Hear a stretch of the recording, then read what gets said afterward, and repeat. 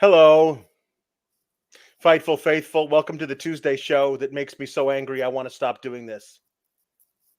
Kate, It's the don't you have things to NXT say? post show. That made me sound like I was in trouble. Kate, don't you have something to say for No, yourself? no, you have It's something to say. 12/12. Make a wish, everyone. It's December 12th. Oh, I wish that the booking gets better, but get in your super chat, get in your humper chats, your soupies and your humpies, as we say. We've never said that, but I just said it, and I apologize. And leave a thumbs up on this video if you would be so kind. And subscribe to Fightful Select and all of these wonderful, delicious things that we tell you to do at the beginning of the show, because Fightful Select not only has all the best scoops in the game, which it does, but you also get things like me and Alex doing alternative post shows behind the paywall. If you liked what you got with our deadline post show, you can get more of that with every other pay-per-view, but it's on Fightful Select because we're a little younger and a little sexier. All right? We're behind the paywall. I don't know what to do. The kids are asking about puns. Well, listen, it's not necessarily their birthday anymore, but it is still the closest we could do for NXT. So let's do twin puns for the Cease girls, including anything that comes in twos. Pairs. Yeah. Well, no, but twins, ideally, it would be something twins. It could be rhyming with twins. But also, if you need to stretch it out because you don't have any ideas about twins, you can do things that come in twos, some pairs, whatever. The number two, you could, whatever, dose, something that rhymes with dose. You know, Alex has thrown at the towel tonight, you guys. listen, Kate. We've been doing a little thing recently where if something is good on the show that we're reviewing, then I would eat one of these delightful Sour Patch Kids, the red and green ones. They're so nice, right? But if something is bad, then I would eat a lump of coal. It tastes like black raspberry, so it tastes very good, but it's a lump of coal because you've been naughty, HBK, and you get a lump of coal in your stocking. Okay, so again, this is for things that are good, and this is for things that are bad. Okay, so we won't be needing this. Okay, and then I have this and this and this, and I feel like I'm going to use all of these tonight, but that's okay because Dollar Tree is just a short drive away tomorrow, so I'll be fine.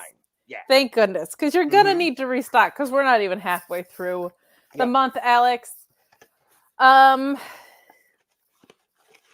This was almost like the pay-per-view where we got some really good in-ring and a lot of one really match. Bad. One match. One match. One match was really, really, really good. Other things were okay, but one match was really, really, really good. And for that whole, I threw it away. I'll have to, after the show, I'll go and I'll eat one little red and green one for the Tyler Bate and Dragon Lee match. We'll try and get the ad break in beforehand, so you'll have like a minute and 6 seconds. Good. I'll go and find it. I think it landed behind my bed, so I'll figure it out. We are unhinged. Not that we were ever hinged. I happen to be wearing this one from Christmas Vacation where it says, "Can I refill your eggnog? Get you something to eat, drive you out to the middle of nowhere, and leave you for dead." You know what I'd like to do to HBK? The third one. I want to do the third one to HBK. I said he should be locked in a castle like Frozen until he can get his powers of booking under control. It's too good for him. It's honestly too good for him. Middle of nowhere. Wolverines. The Wolverines can have him. Let's just drive him out in the middle of the frozen north. Let him out there. See if he can fend for himself. I don't know. I feel like death penalty is a little harsh. However, no. I'm not going to kill him. But if he can super kick enough Wolverines that he can make it back to civilization, then he can survive. That's on you, HBK.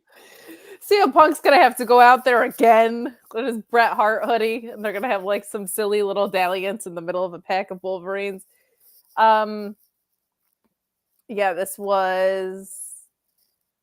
This was exactly what you would expect from the follow-up to the pay-per-view we got. I'll put it that way. Also, like, there's a whole bunch of stuff, and I will devote a certain time to this, to talking about capitalizing on things, and where are for we'll tell you, because they weren't on television tonight. For example, where are your tag team champions? Don't let them know. We'll tell them later. Where are your tag team champions? Where's the guy who won the best match on at whatever the hell what was it, Deadline? The best match at Deadline. Certainly, I mean, listen, your mileage may vary on this whole Iron Survivor thing, but certainly the best one-on-one match was Axiom versus Nathan Frazier. Where's Axiom to capitalize on his big pre-show of a play match? We'll tell you where he was. Also, to piggyback on the whole "what are you doing with Roxanne Perez" thing, where was she after she got attacked and lost her cage match and then had a backstage interview where she appeared to be possessed by a demon? Where is she to build on that story, the darkness of Roxanne Perez? We will tell you later. After this commercial break. Yeah, no, it's rough of like, what are you doing with the stars of tomorrow? Because we also didn't have Tiffy time. We didn't have, it's a confusing little situation, but there's also this issue that we're running into of like, people should be called up at this point. Like, a long time ago. So what are they where are they supposed to be? But let's dig in, Alex, because what? Yeah, let's do it. JW Pringle sends in the original salutations. Alex, Kate, Papa Paul, Elizabeth, sisters, SRS family, of course. Louise! The holidays can be hard. Remember, you are loved, you crazy weirdos. That helps, because I do feel like a crazy widow right now. I mean, I don't know why. Well, we are. We're definitely that. So it's nice to know that I'm loved, at least by you, JW Pringle. That's nice. Thanks, JW Pringle. Orion Ben says, usually I try to be positive. I can't. That last segment. Ugh. Yes, it's true. JW Pringle also says, Alex gonna get a diabetes for Christmas. If I eat all of this coal, I will, certainly. Michael Dammit says, I weep for Alex's blood sugar level. Well, also, let's be clear. Like, if it was really good, you'd be eating Sour Patch Kids, so it's not like it would be that much better. Like the best thing for me would be like mama mid, and like that's not necessarily good for watching. No. And honestly, first thing, Andre Braugher passed away. Yeah. The brilliant actor, most recently known for Brooklyn Nine-Nine. Jan Beard says, in honor of Calton Holt, let's get a 9-9. So things to come in twos. Brooklyn 9-9. It all flows together. R.I.P. Andre Braugher. So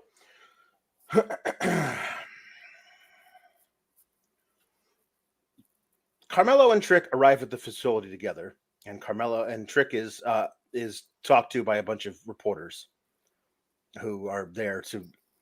They don't do this for Raw. Is that weird to you? Like the idea that like there are a bunch of reporters, like a gaggle of press, like it's the president getting on the helicopter on the White House lawn and having to answer questions from the press is a thing they only do in NXT, and I don't mind it as a device, but it's weird that it only happens in NXT.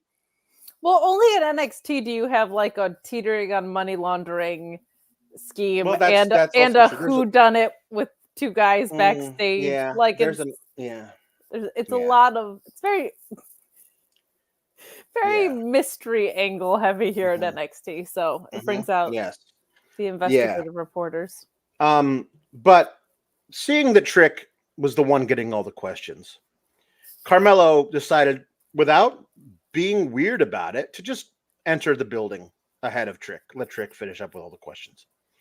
But wouldn't you know it, along the way, apparently he was attacked. And he was laying there in the same spot where Trick was attacked, and he had to remove a chair that was laying on his leg and throw it to the side. And Trick came to his rescue, and so were some officials there. What happened? What's going on? And I was like, oh, it looks like Carmelo's not going to get that SmackDown US title thing that they said he was going to have because he's been attacked and therefore won't be cleared to, oh, no, wait, he's fine. He's hobbling, but he's been cleared to wrestle at any point whenever he wants. So he's still going to be in the tournament, but like what the trainers are there checking him out and he's like, oh, good. So you don't have to lose your US title tournament spot, says Trick, which is nice, I guess, but he's injured, which means it's going to be so much easier for Grayson Waller to beat him. That'll be fun. And then Trick's like, I gotta go and call out Ilya Dragunov at the end of the night, and Melo's like, yeah, but I didn't see who attacked me, but I felt that exact same attack from a certain someone, so I know who it was. And Trick's like, you do? Do you want to tell me? And Melo was like, no. You handle your business with Dragunov tonight, and after you handle your business, then I shall handle mine. And everyone seems okay with this, even though it feels weird. You were attacked. Talk to well, I was about to say talk to somebody so that person can be punished, but as we've seen later, somebody can attack someone in full view of all of the cameras and be rewarded for it. So nothing makes sense. So what did you think of the opening of this show, Kate, as I munch on a lump of coal? There's just too many angles overstaying their welcome right now. And it's diluting the sincerity of the relationship between Carmelo and Trick every time you unnecessarily create like these weird diversions or whatever. Like Ilya Dragunov is not the guy that did this. Like he's never going to be the guy that did this. Everybody knows that. Yeah. He settles his business in the ring, obviously. Mm-hmm. The Lexus King red herring was terrible. We're going to talk more about whatever that is. Yeah. Mr. Slidey Throne later. But like when this first started to happen, it felt organic. And now it feels like everything else in NXT. Like it became so manufactured with how long this has been going on. We're going to talk about that with Chase U later. Because like it's never been for you. It's partly been for me. But when you take 3 weeks to reveal what the crime was, and now it's breadcrumb, move forward with the storytelling. My God, can I see Duke Hudson Retzel on my screen, please? No, you're not allowed. At some point. No. Very, very frustrating how long these angles are taking, especially considering we just got through a PLE cycle. Like usually that wraps some stuff up, and boy, oh boy, is it not doing that. Yep. Okay. So I will. Here is the current era of NXT that we are in. We are in the too much era. There's just too much going on. Too much 0.0. It's much 2.0 much. It is 2 points so much. 2 points so much. That is there you go. Bang. They don't it feels like they're because nothing is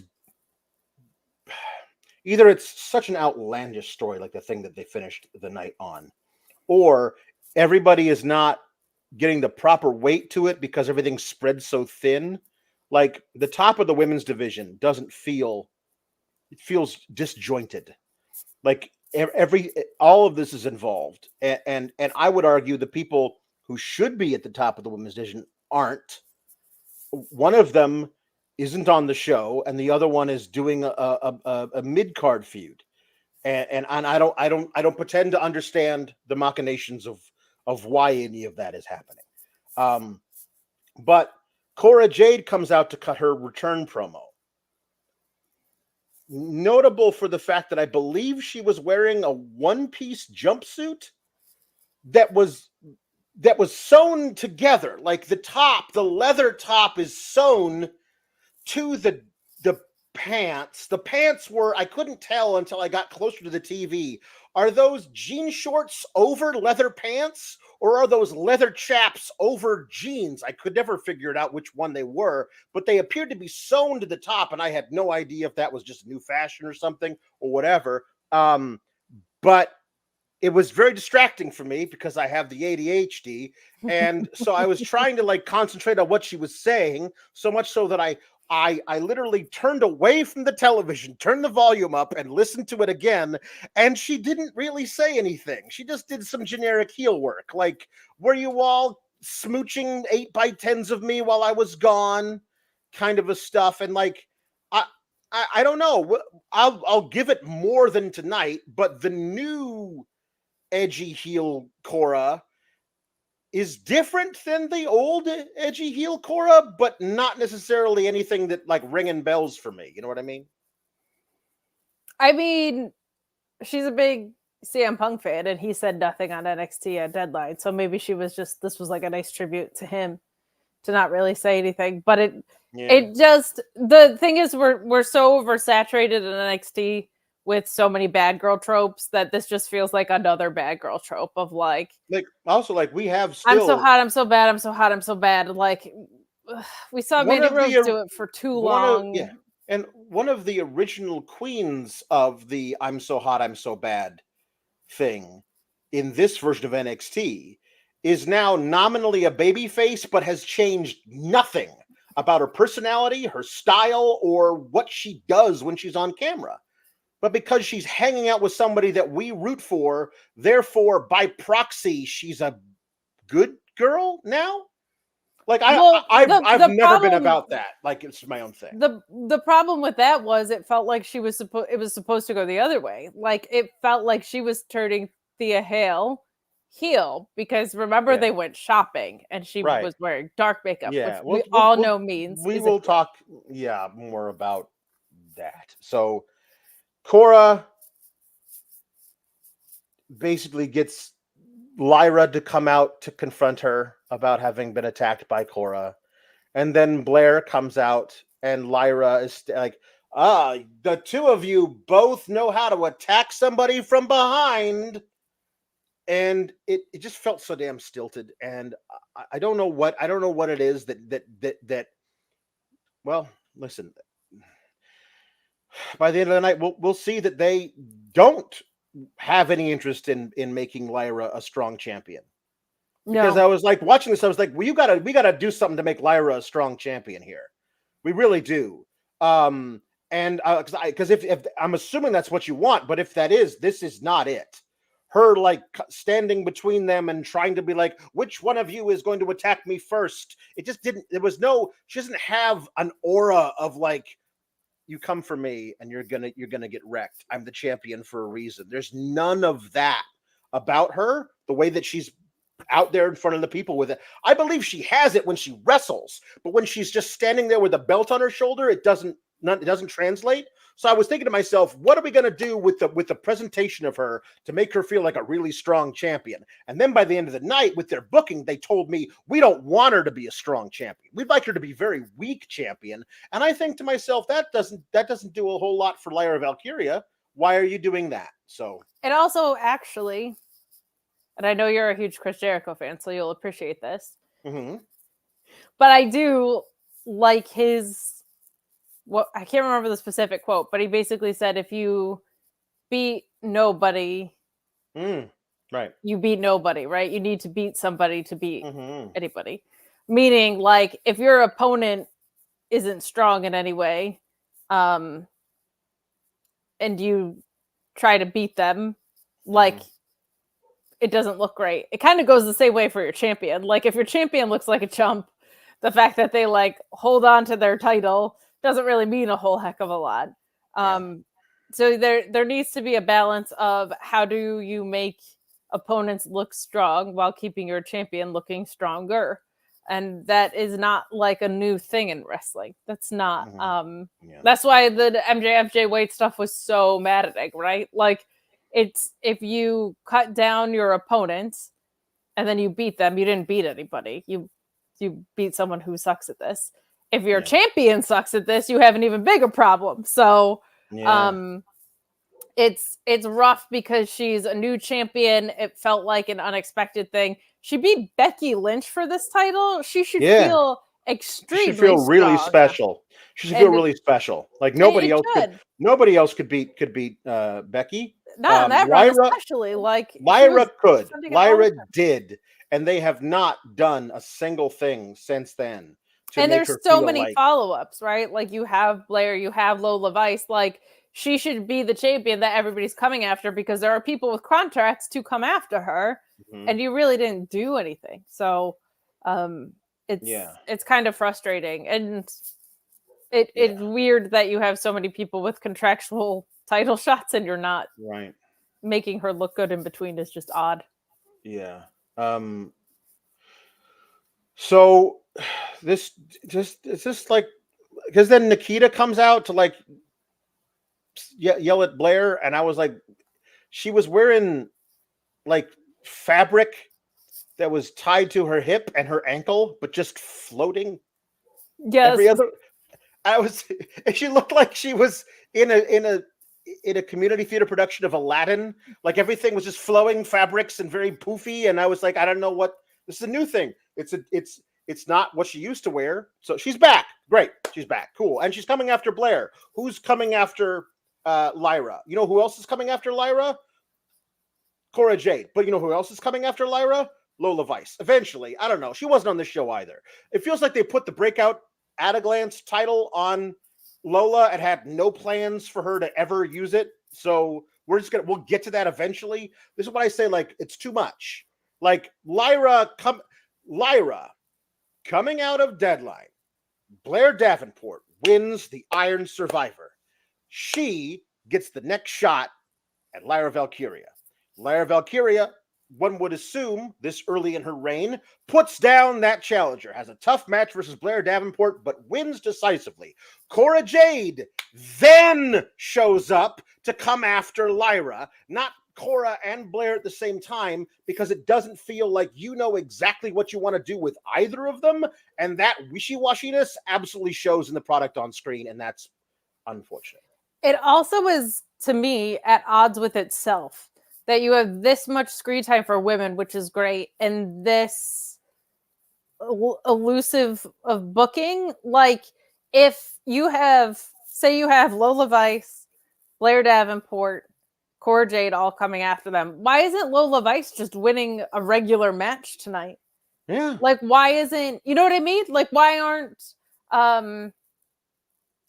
wins being made to have contenders looking stronger? I guess like this is just an odd thing that this is finally a product with breathing room for women's wrestling, which I try to champion on here as much as possible, because man, we get it on Raw now, but not a whole lot else, right? So it's refreshing when it happens on true television American television wrestling.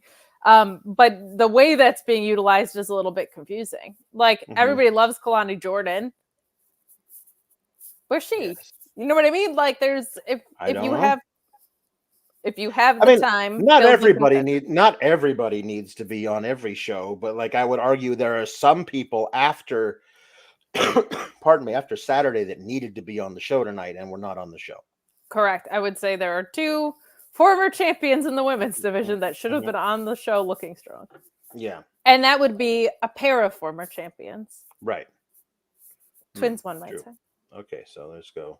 So it is the Cease twins' birthday. Everybody say happy birthday in the chat. It's the Cease twins' birthday yesterday and Eddie Kingston's birthday today. There you go. Happy Eddie Kingston Day. Queens yesterday, a king today. Oh. See? Insert clever Tegan Knox pun. A pair of things. Tegan socks. Very nice. Lieutenant Photo says the heartbreak kidneys. That's the leader in the clubhouse, people. You got to beat heartbreak kidneys. Heartbreak kidneys is really good. Ian Riccaboni says $2 Chuck Taylor. Better than one Bill. Oof. Killing me. Ian Riccaboni also says Techno Team 2000. Techno Team 2. 2000. Eric Watts and Chad Fortune. See how I remember Chad Fortune today? And Orion Ben says Techno Cease Twins 2000. Techno Cease 2000. I would even just go. Yeah, no, good. that's good stuff. Mm-hmm. Twin Magic right there. Tom Lavelli says Minnesota Twins Wrecking Crew. It's just the American League. Jam Beard says Cease Twin Magic. There you go. Lieutenant Photo says Blackpool Combat 2 of Clubs. It's really good. Ian Riccaboni says Kofi's finisher, the trouble in pair a dice. Ooh, very nicely done. And then another one that I like a lot from Louisville, NW Olsen twins. Now I can't stop thinking about like Michelle Tanner being in the NWO. Yeah. Lupongi Vice said, let's not forget the birthday of our Mad King again. Very true. Very true. Paul Elizabeth says, here's to the coming coal shortage. Because I will have eaten it. Keep warm, SGS. Team Kalex, Luis, birthday-ish sisters, Beard, Normus, Orion, Alpha, and certainly Sherday W. Pringle. Very nice. Of course.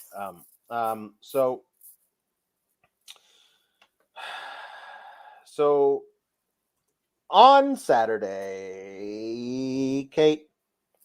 Yes, Alex.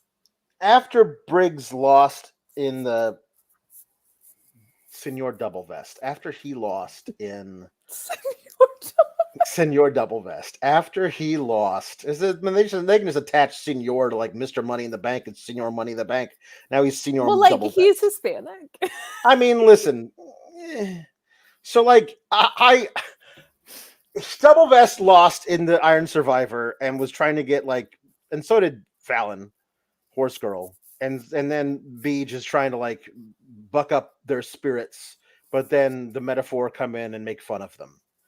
And there's a brawl, and so we knew there was going to be a match about it. Noam Dar cheats to win every Heritage Cup match. He blatantly cheats multiple times through all of the rounds. He cheats in every round of a round-based match. He doesn't just do it once. He cheats every time. 8 pumpkins because he's such a cheater pumpkin eater. He is. But that is how he wins and retains his Heritage Cup. However, if he's in a mixed gender 6-person tag match, you can bet he's gonna tap out to Chad Gable, or in this case, get pinned by Senor Double Vest. And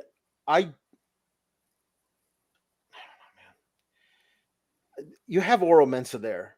Have him get pinned. You have Oro Mensah there. Have him tap out to Chad Gable.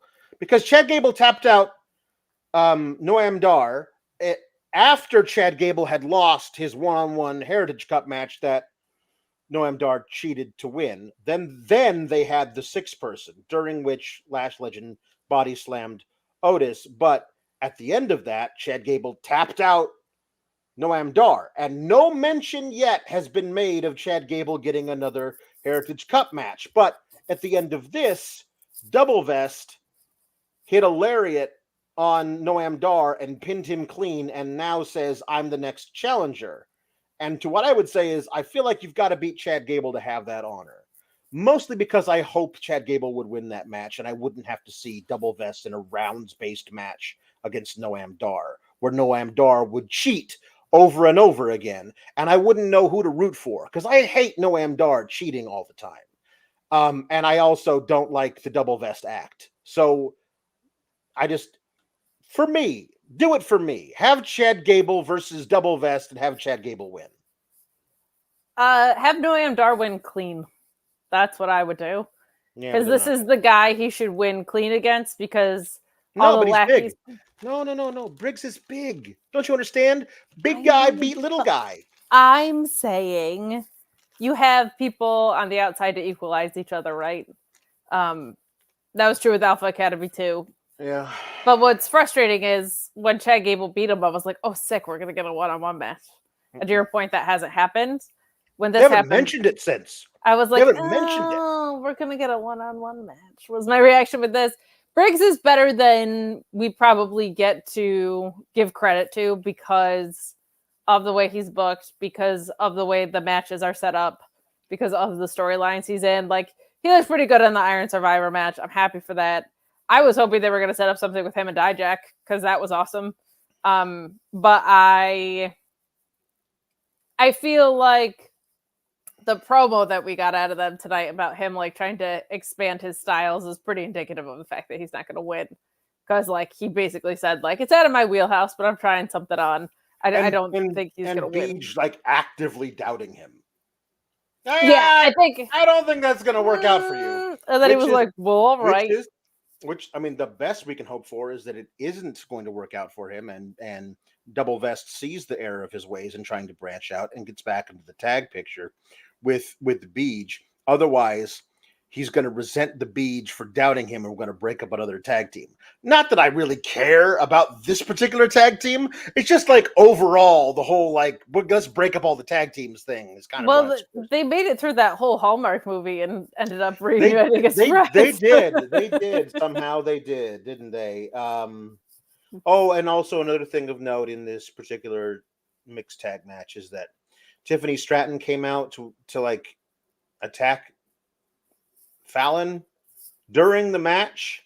Like, at no other time could she have done this. It just, whenever they book somebody to come out and like, it wasn't like I'm gonna cost you the match. It was just like, I'm gonna attack you here now, this place, as opposed to backstage or in the locker room where nobody is around to help you. Well, because the thing that would make sense here is she would attack her before the match, causing her to lose her match. Right. But you can't do that because you opened the show with another attack angle because they use this all the time. I know, all the time.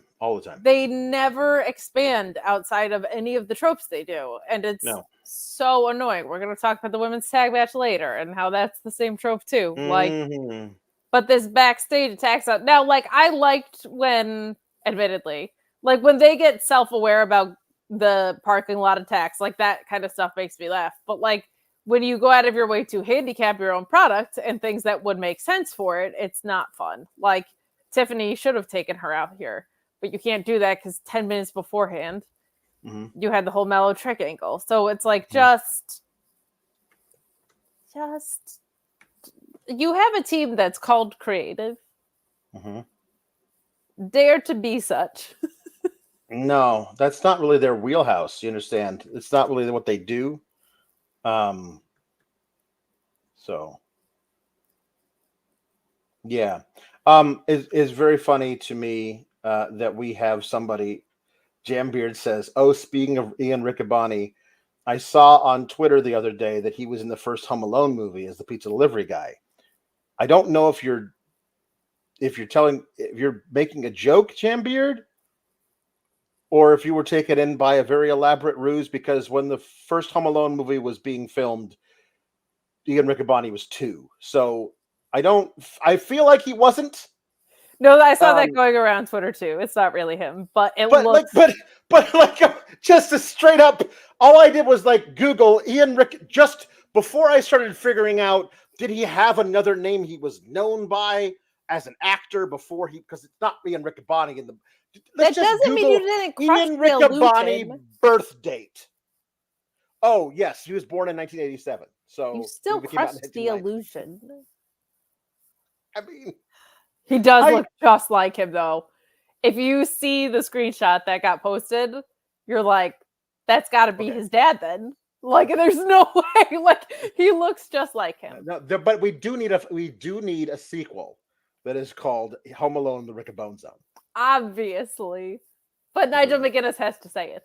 Yes, yeah, it has to be Riccaboni Zone. Yeah, the Riccaboni Zone. I love Nigel so much. Me too. Stand with the plants. Yeah, Fallon Backs. Every time I see blonde, I see red, which means you need to stay away from Fallon Henley because she will kill you. Jambeard is saying, not gonna lie, Double Vest in the Iron Survivor was my MVP of that match. He really, really showed out. IMO. I'd be up for a singles run by him. I would have been up for a singles run by him before he got his qualifying match into the Iron Survivor match, and that is, to me, the thing is like, yes, let's do it. Like, let's have him have a singles run, and once he's established as a singles wrestler, then we can start doing more stuff with him as a something else. I don't know, whatever it is beyond that, because just we decided now he's a top singles wrestler. When? Since how? Why are we doing that? When did you make that happen on TV, though? That is the thing for me that always makes sense. I have more forgiveness around it because it's developmental, but that doesn't mean you can't do the work of, like, you have to do something. But also, they're another team that is like, what was the last thing they won? The NXT UK titles? Like a year and a half ago. And then they were in the Prawn Accountant storyline. Yes. And then they've kind of just been floating around a little bit. Like, this is the, like, weird crossroads era of, like, are they going up? Are they not going up? Like, can you continue to give people in developmental something substantive to do? If they're not going up, what do they have to do to get called up? Like, it's just... Now, I also feel like they're just re-cementing the tag team roster, and for both the men and the women, actually, on the main roster. So I get it, because, like, they're not going to take precedence over DIY or Imperium, right? So, but, like, okay, so is it a Briggs singles run, or is it not? Are they alliances? Are we splitting them up? We'll just have to wait and see. Okay, so they introduce all of the gentlemen in the breakout tournament. The first one they introduce is now. Is this you being a funny, Luis? And because I don't remember what his actual name is, but he wrote Lexus King attacks Bear Tree Hill. Is that how it's? Is it? Because I'm thinking, are you making a pun on One Tree Hill, the CW show? Like, I don't know what is that. It might be his actual name. I don't know. But when they're going through all of these things, there's like the Native American guy. He's like one of the largest guys in this tournament. Will he be the next breakout champion? Oh, there we go. Trey Bear Tree Hill. Okay, I get it now. Trey Bear Hill. Trey. Okay, good. So yeah, there you go. And that, but they also, like, from this university, so they've just given up anybody who's got any, like, actual real experience from anywhere. It's just like, this guy went to a college and he was a really good college athlete, but not good enough to go pro. Here's where he went to college. This is just who the breakout tournament is now. It's no longer anybody who has any indie experience, because they don't sign those people. So it just is, we're going to watch football players to varying degrees of knowing what the hell they're doing run into each other every year when they do the breakout tourney. And that's fine, I guess. I'll just have to get used to it. Yeah, but, like, it's not, because we had Carmelo Hayes and Odyssey Jones as the finals, right? Like, we should be able to do, and hey, later we find out that someone else is inserting themselves into this tournament. Right. So one guy, Riley Osborne, is representing Chase U, is what they say. So initially, the bracket looks like, oh, we're definitely getting Obafemi versus Riley Osborne coming out of this thing, because they gave Riley Osborne, like, a gimmick and a whole love angle and stuff. He's definitely making it. He has a storyline. He has a story. And who better to wait for him at the end of the thing than Obafemi, right? So they show us all these guys and their little lines down the ramp. And then Lexus King jumps out of nowhere with a chair and hits the largest guy standing there, Trey Bear Hill, in the back with one chair shot, which incapacitates him. Like, he may never be able to, yeah. In our defense, we barely know who they are, so right. There's no way the yes. would. Obafemi, you should know, he was the guy shot putting couches about a year ago. Would rule. He's great, and he's been off TV for I'm assuming dealing with an injury. But there's zero. If this man has been healthy, he should have been shot putting couches. Like, and when I say couches, I mean people. He should have been shot. He should be shot putting guys across the ring. Yeah. He should be shot putting guys across the ring. And he should have been doing that from the very beginning. He's great. So he should have been shot putting guys on couches across the ring. Yes, put a guy on a couch and shot put it. Yeah, there you go. That's what's up. He's the 3-time SEC shot put champion. He's a massive individual. Anyway, he's great. I love him. I hope he wins the whole thing. I know he won't. It makes me sad. Lexus King attacks Trey Bear Hill, and yes, and I have to do it every time. And then everybody, and then he's like stands there like jabbing the chair at the air in case anybody else comes at him, and then I was like, oh, they're gonna do the dumb thing where the guy who attacks somebody blatantly to get into the tournament is rewarded and gets into the tournament. Correct. I don't mind the Trey Bear Hill has been attacked backstage. Don't do it now. You're doing too many of those. But the normal angle of so-and-so can't be in the tournament. And somebody's like, I need to find who's going to replace him. And some guy walks up and goes, I'll replace him, coach.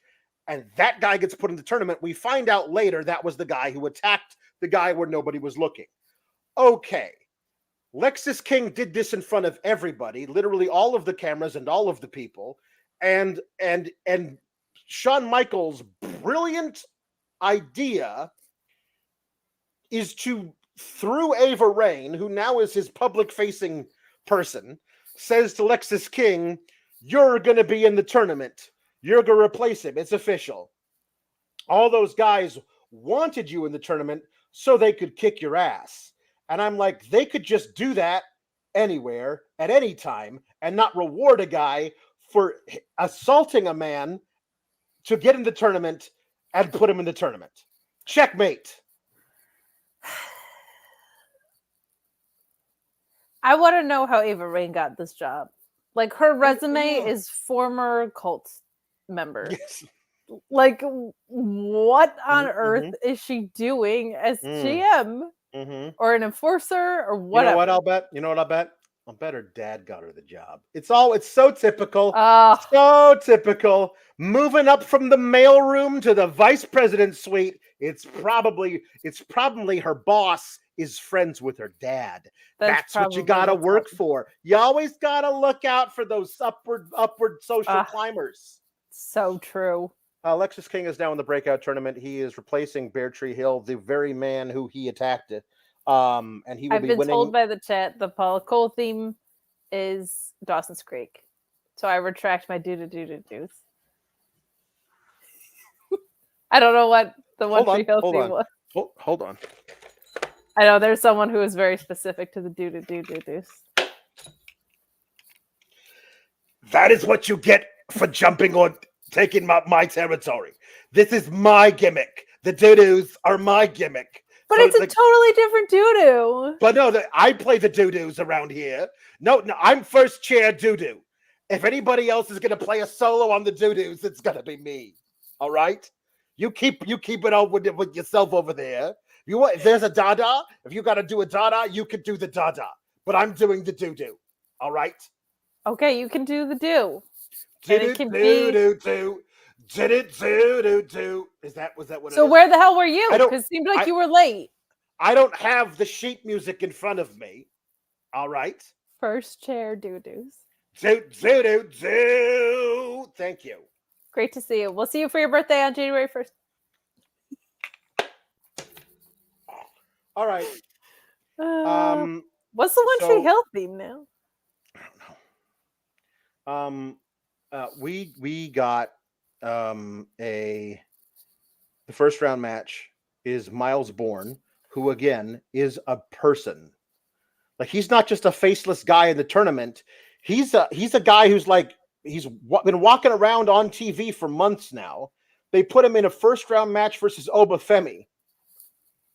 And I don't understand why both guys aren't advancing in the tournament, but it's weird. You don't get to call two white guys Bourne and Osborne, by the way. I'm gonna confuse that, and it's gonna be bad. Well, wait until you meet Miles's brother, who's showing up at the PC next week. Oswald. They call him Oz. Osborne next.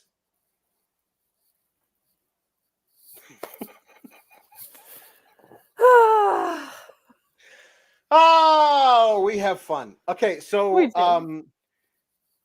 Obafemi is gigantic and really good at this. He's among the top 5 big men, like big, not just tall, not just fat, big meaty men.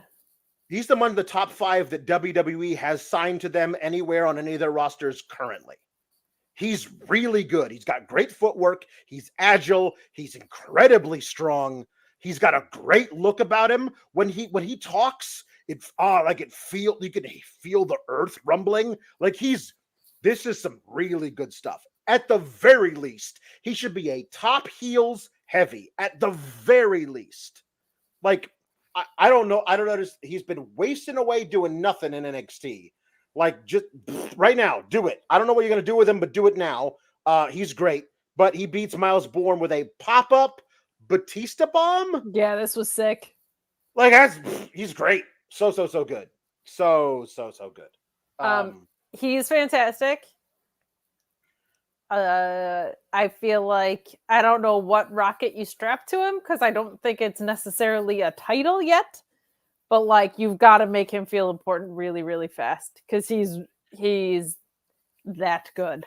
He should be the guy who squashes everybody every week, and like, bring me more competition. Like, then all of a sudden it's him versus 2 guys, him versus 3 guys, and like, you know what they should do?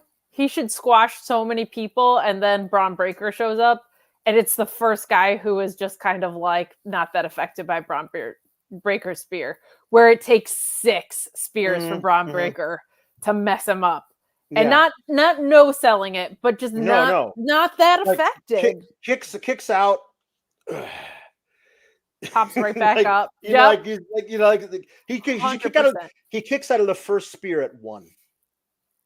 Yes. Kicks out of the first spear at 1, pulls himself up, dusts himself off, opens his arms wide to take a second one. And Braun Breaker's like, okay, now we got to fix that. There's some really good stuff you could do with that kind of a thing for that guy. That could be so fun. And I think he could be the next Fun Wagner.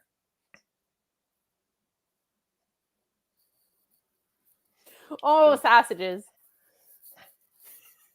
This pasta, Stone, your wife, these sausages. Like, what even happened with that? I don't know. That was Thanksgiving meal. Now he's on main event. What are we doing? I don't know.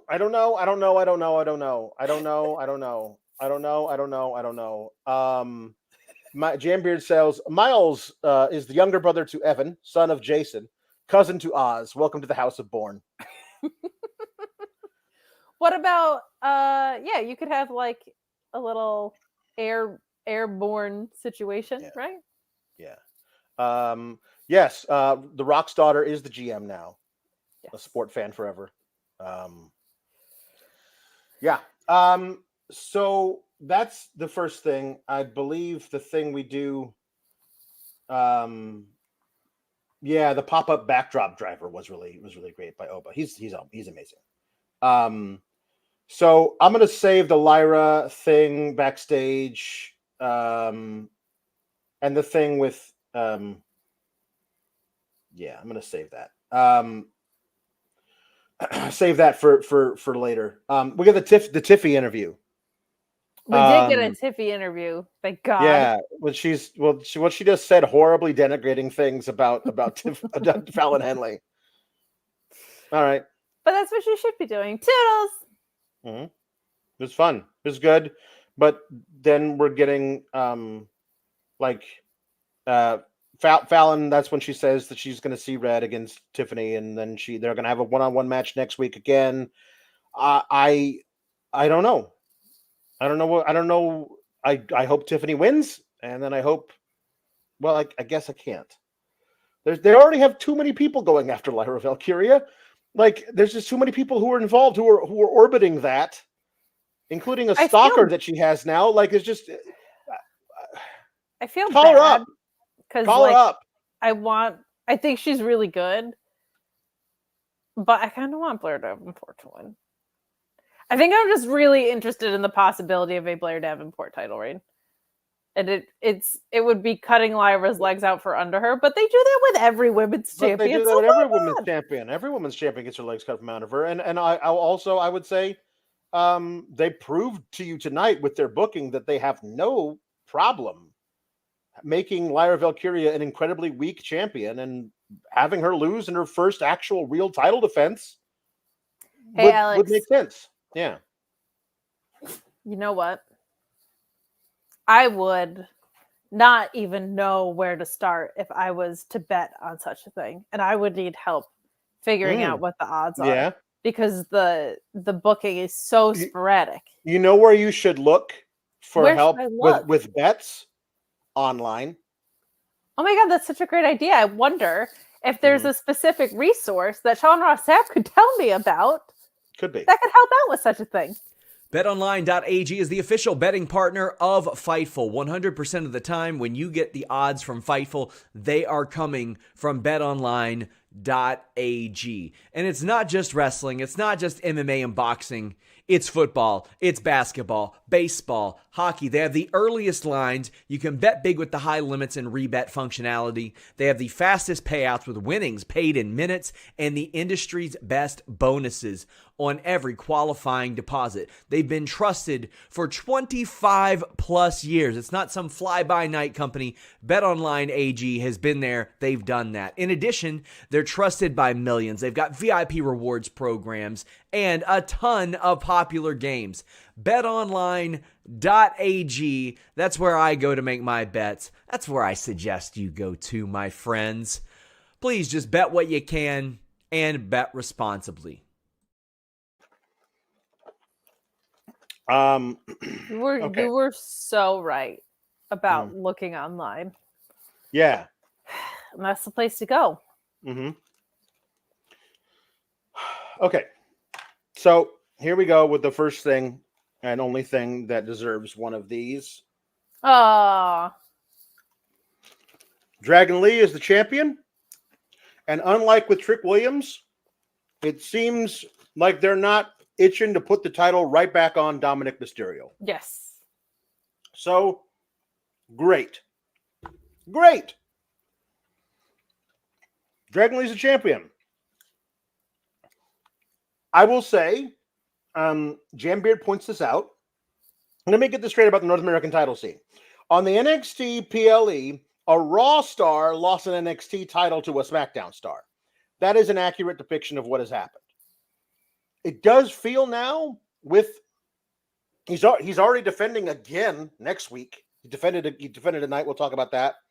But like maybe they're just going to have him be the NXT North American champion for a little while and then go back to SmackDown and feud with Santos. He could do both, I guess. He certainly could. He certainly could, but it feels like it's, I mean, I guess the possibility exists that Santos Escobar could be your NXT North American champion soon. Because he's beaten Dragon Lee twice already, pretty easily both times. His story is too much wrapped around the U.S. title, even though it's not, I feel like. Who? But I guess not, because that really feels like it's going Logan Paul to LA Knight closer to Mania season at some point. Right.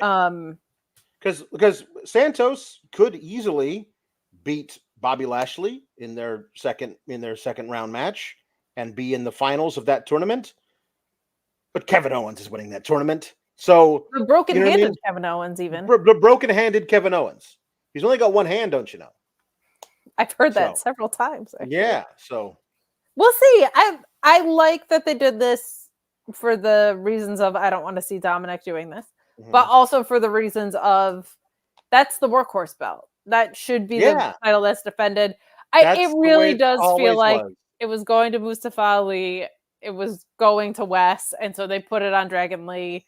That feels as cursed as the women's tag titles. That belt was starting to, but Dragon Lee is just fantastic, and I hope, because there seems to be some goofy stuff going on around the Heritage Cup, like I hope that this is the work rate belt again, because that's what I initially liked about the Heritage Cup, is everybody that was in that tournament is like NXT UK alum and work rate guys. So Dragon Lee, Tyler Bate tonight, unbelievable match. Dragon Lee does Dragon Lee does an open challenge. It's Tyler Bate who answers it, and Tyler Bate wearing underoos. I'm sorry, I can't not see it. The way that he has, the lines on the front of his trunks look like underoos line. They kind of do look like underoos. I'll give you that. They look like he was wearing underoos, and he looked like big strong boy. Was again 3 years old carrying in the milk from the car. He's a boy. But the match was not wrestled by boys. It was wrestled by men. Yeah. And this was great. This was so good. This was so good, Kate, that I thought for a second, is Santos showing up to cost Dragon Lee the title? Like, because then you have to do the thing where Dominic Mysterio and his dad it's got to be that. So that's why we have Dragon Lee be the one to take it off of him at the PLE. But then in his first open challenge to further the thing with Dragon Lee and Santos, putting it on an actual NXT guy and righting the ship entirely. And let's be honest, like Dragon Lee to Tyler Bate is a lateral movement. They're both baby faces. They're both incredible workers. They both will do the same basic thing with the title in NXT. So then you would be able to, if they wanted this, to move Dragon Lee up. Before I started watching the match, I thought there was no chance in hell for Tyler Bate to win this thing. But the story they told sold me a ticket with a bunch of stuff they were doing. And I would have been shocked, but I would have been like, fair play. I see why you did that. I love that was the way that the match was laid out. It was great.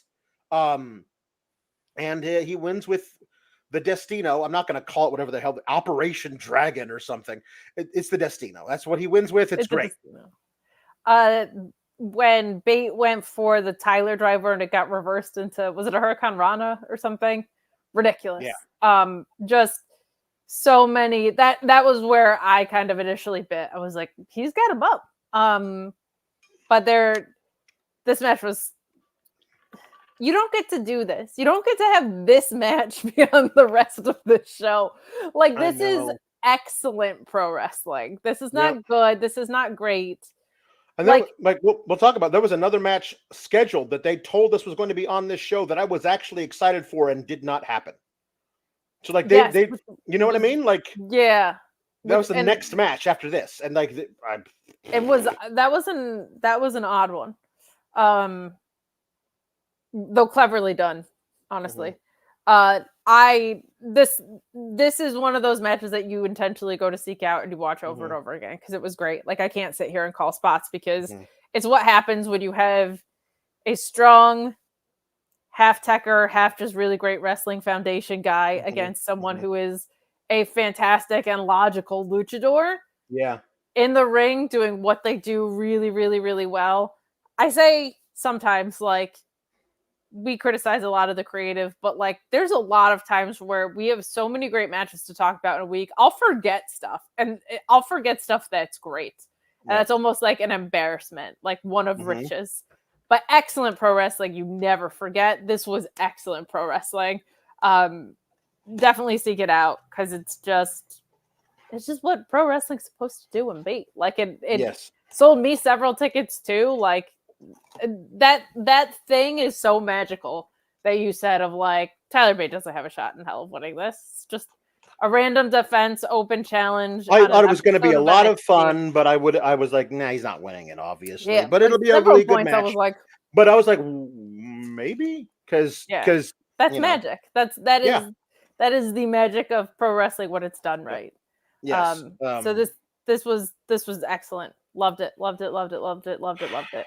Now, also call Tyler Bate up and make him reunite British Strong Style. Thank you. That would be nice. Do it.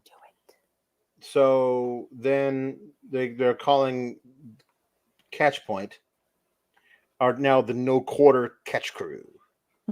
No quarter is actually a really cool name for a group of techers, because like we will give you no quarter. There's no surrender. No. You cannot. No. So you're in the ring with us. I don't care if you're tapping out. I'm going to snap your arm. Like you train with us. There is no quarter. That's what it is. That's great. You get out of this hold, or you're in it until you die. Like that's what these guys are. It's a great name for them, but like the No Quarter Catch Crew is like. No, I'm in on it. No, I like it. Just call them No Quarter. That's great. As a faction, we give no quarter. That's that's some good stuff. But whatever. They confront Dragon Lee. Gulak, like he says something to him, like because he also says, "I'm doing this for Wesley, because my entire reign is to honor you."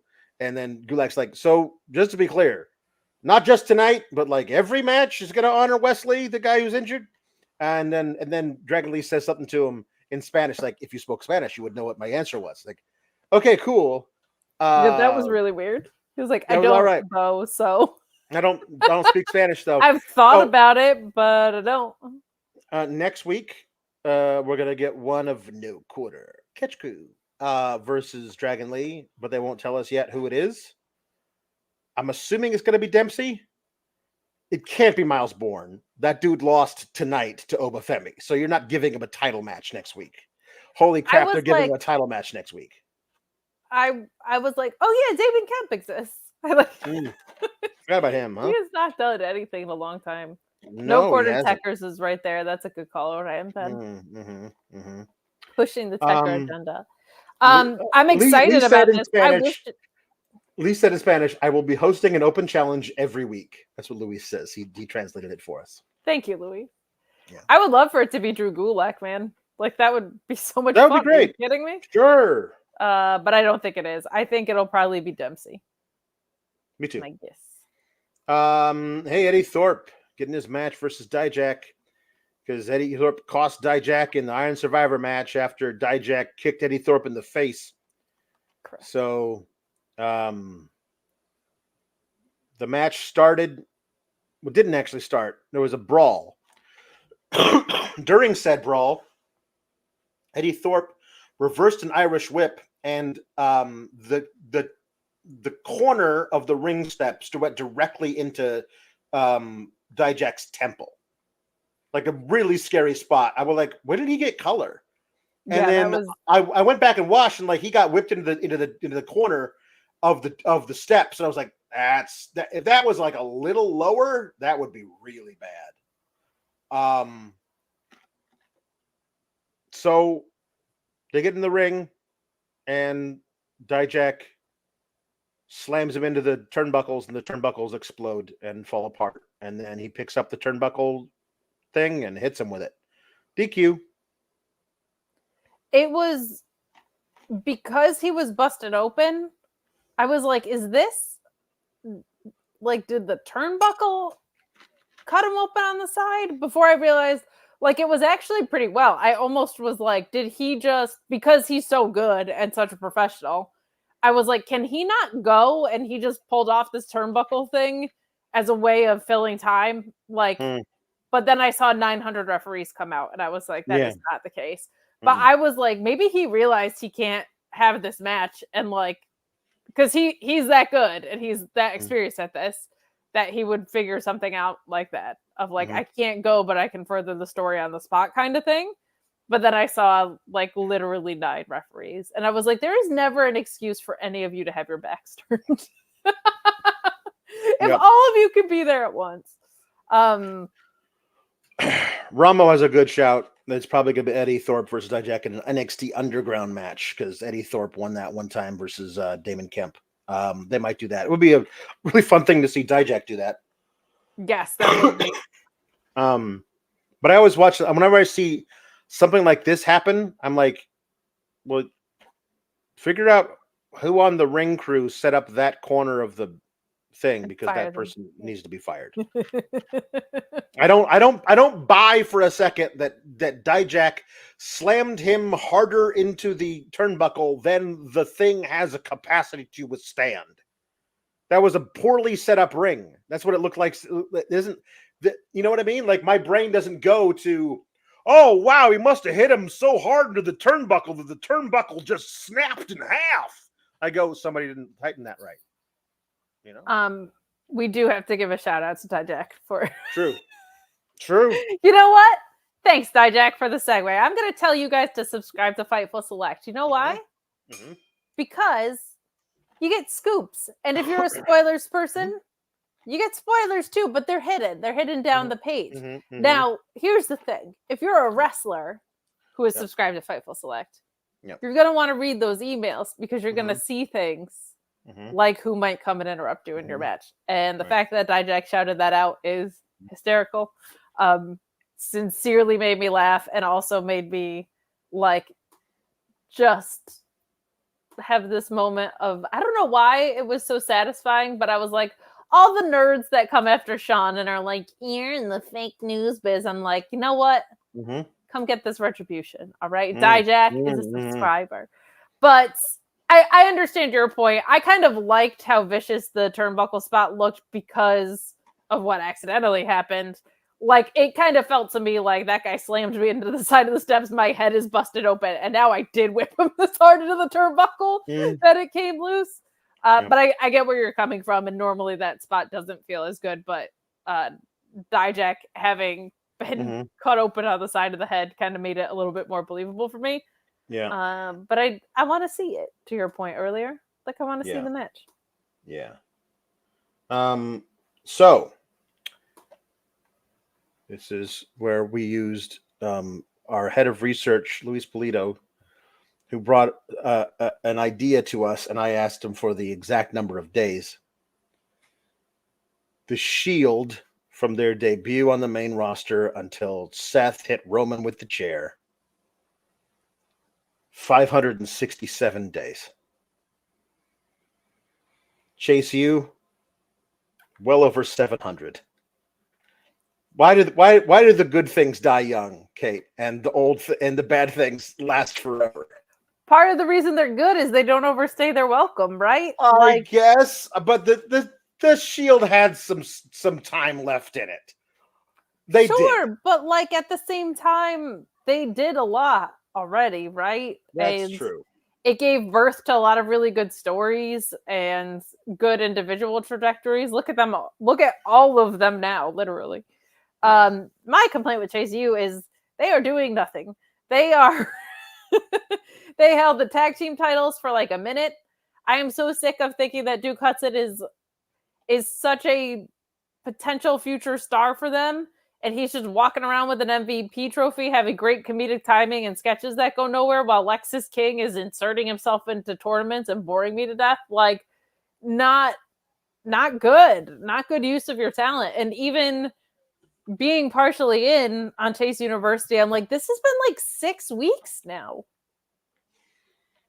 Louis saying it did not count the Shield reunions in 2017, 2019, and possibly 2024. Well, 2017 only had Kurt Angle as a part of it. That's right. That's right. So, Kate, this is where Chase U takes over this thing, and we have Andre Chase. Apparently, I always thought that these Chase U segments were taped, like they had happened earlier that day during like regular class time hours, but this is the first time that like while asking how much money that they had raised with their bake sale and their car wash, Thea Hale looked on her phone and saw that Riley Osborne, the cute boy that she has a crush on, his match was next, as in right now.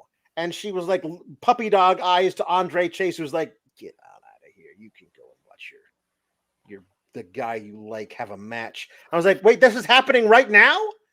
Is Chase U like night school? Is that what this is? Like, how?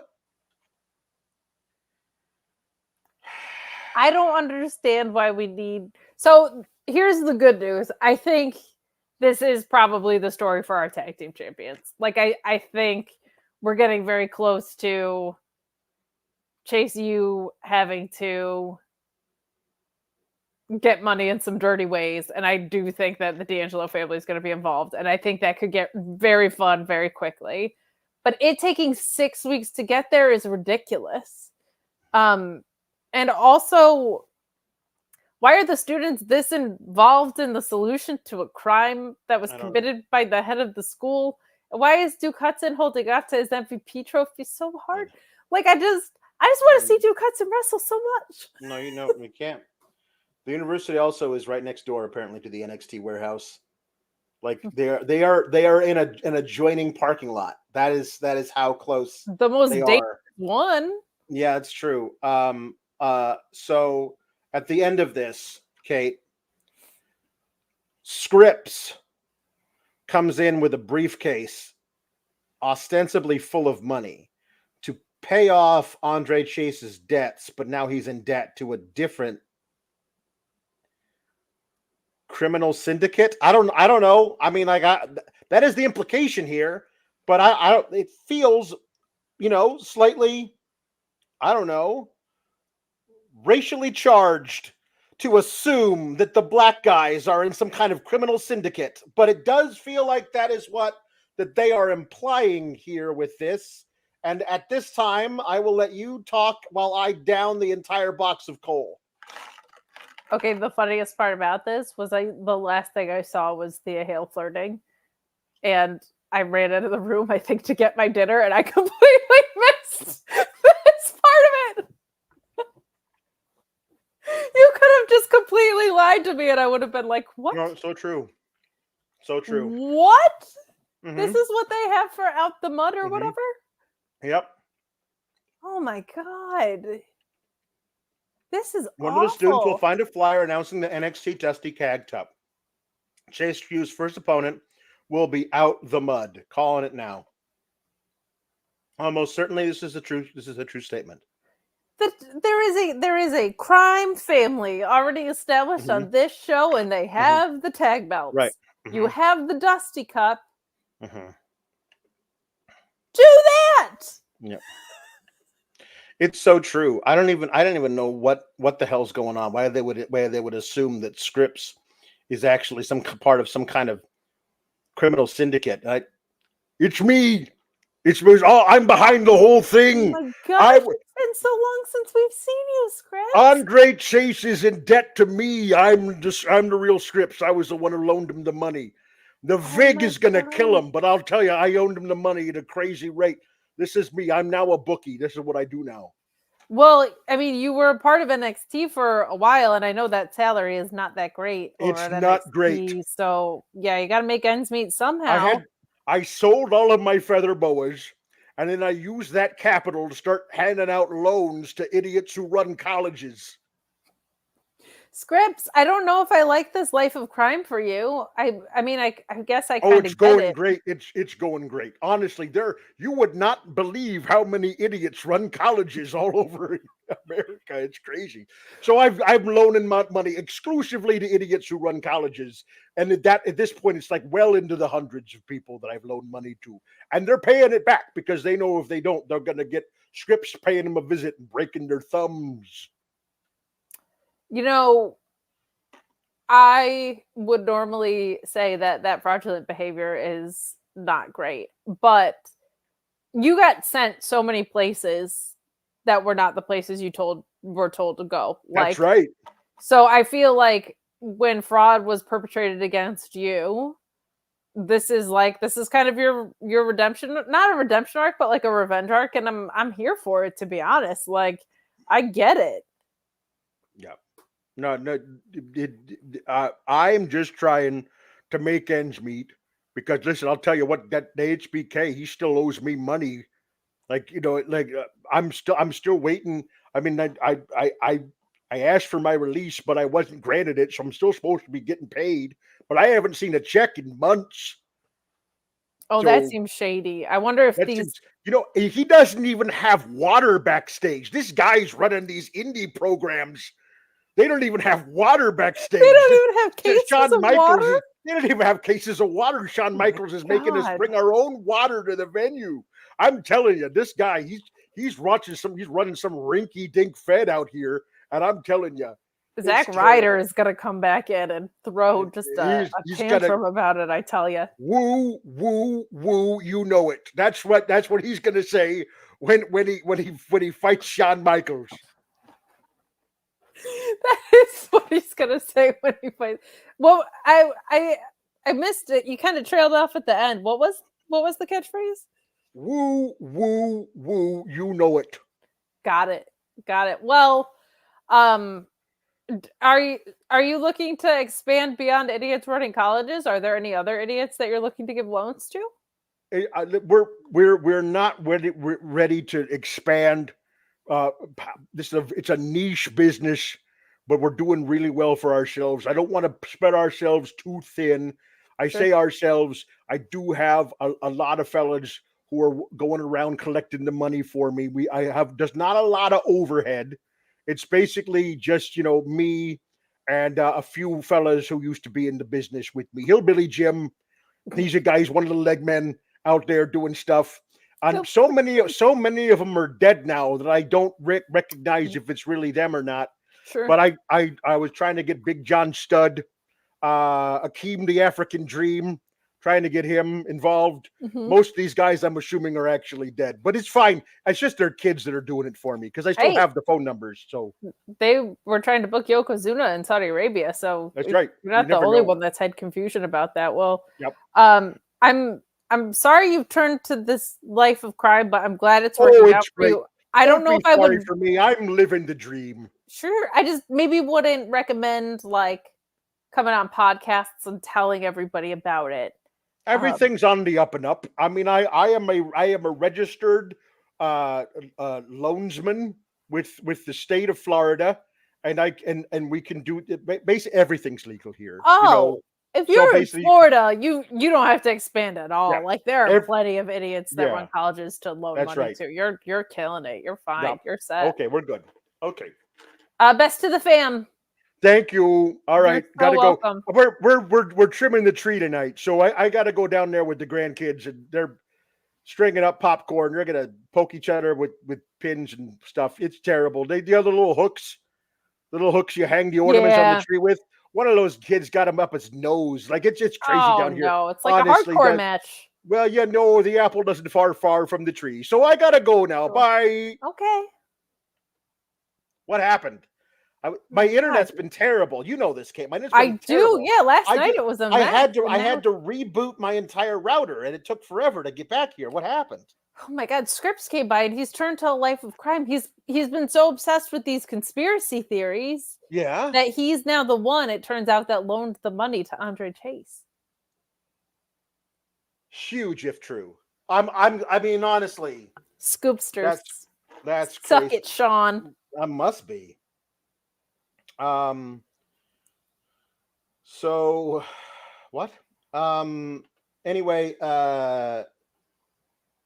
Riley Osborne defeated Keanu Carver. Keanu Carver needs a new name. Straight up. But nothing else about him would I change. He's like great, it turns He's out. Really good. He signed with he got to the PC in February.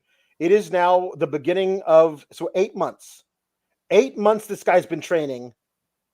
He's got real good. He's really athletic, really strong, got a lot of charisma, really good look. Gets it already, it feels like really, really, really good. His movements in the ring are fantastic. The standing fall away slam was amazing, and that pounce was crazy. Awesome. Yeah. So of course he had to lose to. Right. No, it's the trope that I hate of giant guy delivers pounding offense through the entire match. Little guy delivers a kick and a shooting star press, and wouldn't you know it, turns out the big guy's made of glass. Like, I hate that. Honestly, like, I'm no fan of Omos. But like, Omos has a match versus Bobby Lashley at WrestleMania. Or was that WrestleMania? Whatever it was. But Bobby Lashley. That was 2 years ago. And he's just delivering all the offense. Just smashing him, picking him up, throwing him down, choke slams, backbreakers, all this stuff. One spear from Bobby Lashley out for the count. Like, it's not even like Bobby Lashley's a little guy, but like when you build, this guy's huge, look at all this damage he's dealing, and then he takes one move and he's done. Well, I don't know. Like, it was a nice shooting star press, but I believe that was the only real moment of offense delivered to him by Riley Osborne during this. And It's Riley Osborne a shooting star press and not a DDT, or not like when, for example, when I see Will Ospreay hit the hidden blade, that's enough to do it, or whatever. Sure. Like, a shooting star, or Malachi Black hits you with his spinning heel kick. Perfect. Yeah, knocks you out. You're done. You're done. Like, the idea, like, oh no, my Achilles heel. Wouldn't you know it? All my ribs are made of balsa wood. Like, I'm sorry that I don't believe that is a thing that ends this. This guy's built. Like, he's got so much muscle surrounding all of his organs. I don't believe that one a shooting star press from a guy who's half his size would be enough to do him in. No, I think it's disappointing, because I do believe Riley Osborne has a good match against this guy in him. They just said, here's the layout. This guy who's much bigger than you is going to beat the hell out of you for 5 straight minutes. You're going to hit 2 moves and win. And he could have said, well, I could have like a real comeback. And they were like, nah, no time. We don't have time for that. This is not that match. So, yeah. So if you want Riley Osborne to go over, you can't do this match. I would say Keanu Carver should go over, because that guy was awesome. But also keeping in mind that this is the Breakout tournament, you don't know what these people have yet, right? Like, you don't know what Keanu Carver has looked like off screen versus on screen, able to do everything that he's shown you, like, in front of cameras. Right. Things change when the light is green. So you have to do a different match than this to make it believable that Riley Osborne wins. That's all. Like, it just shouldn't have been produced this way if you want it to be believable that Riley Osborne goes over. And hysterically, it seems like Scripps has actually broken your internet. That son of a bitch. Hold on, let me see if I can. That's okay, because you know what? If you've got something that's a little broken and needs a little help, all right. If you're getting a little more pixelated than you wish you would in your performance delivery, if you don't have the speed to keep up with what you're looking for, well, darn it, if we don't have the perfect thing to help you out. Is your sex life stuck in developmental? Well, get ready for a call up with Bluechew.com and the code FIGHTFUL. Same active ingredients as Viagra and Cialis, but how about this? No awkward in-person visits, no trips to the pharmacy. It's shipped straight to your door in a discreet package. But let me tell you, your package is not going to be discreet when you use Bluechew, and the code FIGHTFUL helps give you that confidence, that performance to take you straight to the main event, if you know what I'm saying. When approved online by one of our physicians, it just arrives straight to your door. You're not going to have people nosing around with what you're doing. And right now, you get your first shipment free when you use the code FIGHTFUL. Go straight to the top, if you know what I mean. memorable performance, high spot, whatever other innuendos you can think of. Bluechew.com and the code FIGHTFUL. Bluechew.com and the code FIGHTFUL. Before I steamroll through this without Alex, we will also just take a minute to remind. I'm here. I'm here. Oh, I didn't know if you were leaving and coming. No, I'm here. I'm here. Just like you just can't see me. It's so weird when you go into John Cena mode. But either way, I'm still going to remind the people to be like our friend Dijak and go over to FightfulSelect.com and subscribe. You're going to get a ton of 2024 contract news. We already saw some details about Seth Rollins' contract and when it is up. Interesting now that someone he legit doesn't like is there. We'll see if that comes into play. There's plenty more contract news coming up in 2024 as well. Drew McIntyre, Sheamus, Becky Lynch. Huge year for the free agency market and pro wrestling. We also get all sorts of other scoops that are going on there. We found out that the people who are playing the Devils are the legit wrestlers themselves, as that angle is coming down the pike. All sorts of stuff about Bryan Danielson's role backstage and so much more. So please go over to FightfulSelect.com and subscribe. We'll also ask you to leave a thumbs up on this video if you would be so kind. It helps people find us in the algorithms of our weird, delightful, little delicious Tuesday show. Backstage, the was starstruck by Riley and did some weird hand gestures to JC Jane that I assume are supposed to mean I think he's really cute. What should I say? And then she embarrasses herself in front of Riley. I mean, listen, your mileage may vary, but I hate scenes like these in movies and TV, so I hated this.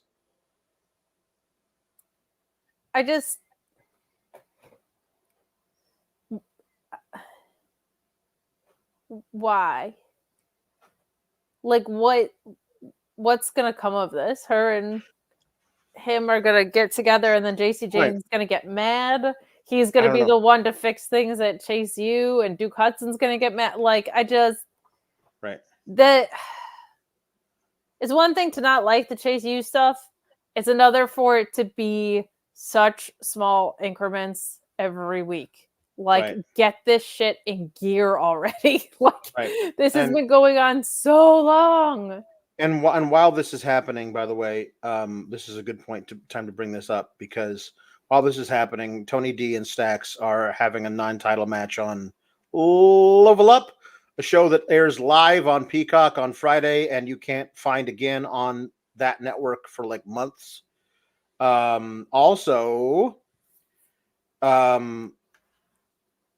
Roxanne just having a match against Brindley Reese to find out whether or not this weird backstage segment thing they did where like they were interviewing her about losing to Kiana James, and she was like, I don't want to talk about it.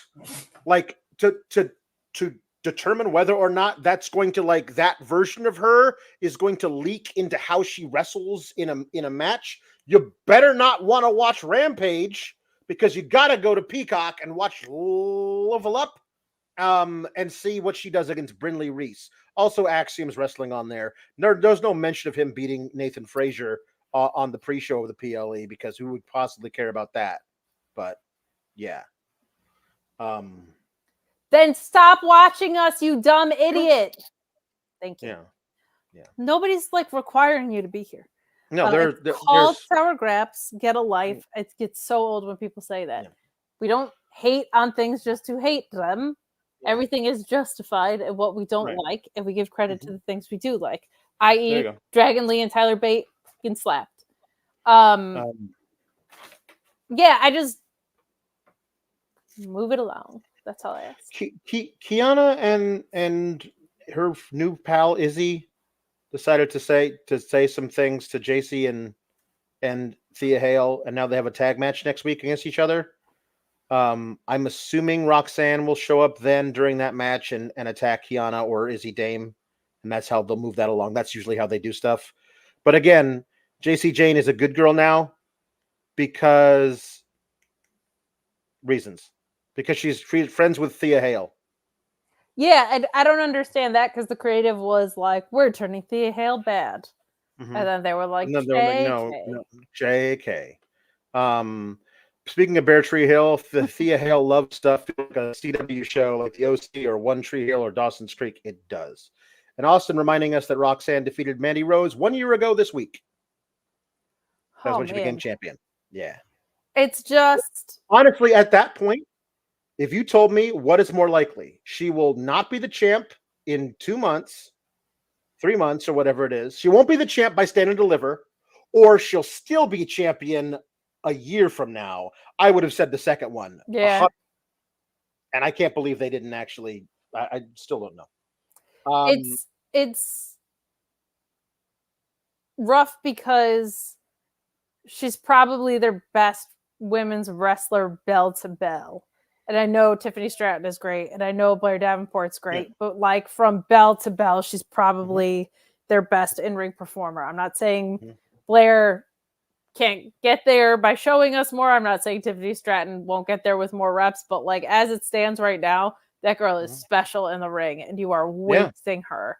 You are absolutely just wasting her time, and it's ridiculous. Ryan Ben says that Thea Hale and Riley Osborne is actually Ali Cease and Ricky Rainbow. Oh. Yeah. And then he has HBK with 3 exclamation points. So I'm assuming he's shaking his fist at HBK. HBK! Do that. Horrible booking kid. To set this up for the final match of the night, Lyra and Nikkita are commiserating about stuff.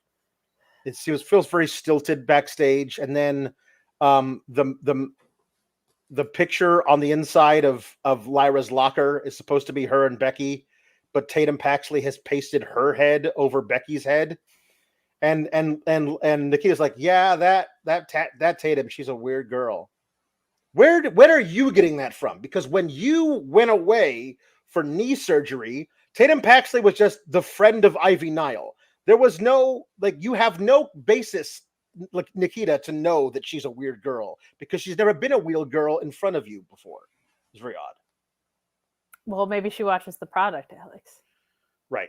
And then backstage, Blair and Cora talking to each other about who's got first dibs on the title, and they're trying to set them up as that they're not the same heel, which I guess is good, but again, none of it really felt real to me. So, yeah, this was just a weird way to reintroduce people. Yeah. So Cora and Blair defeated Lyra and Nikkita by having Blair hit her big knee on Lyra, and then Cora Jade sneak in and get the pin.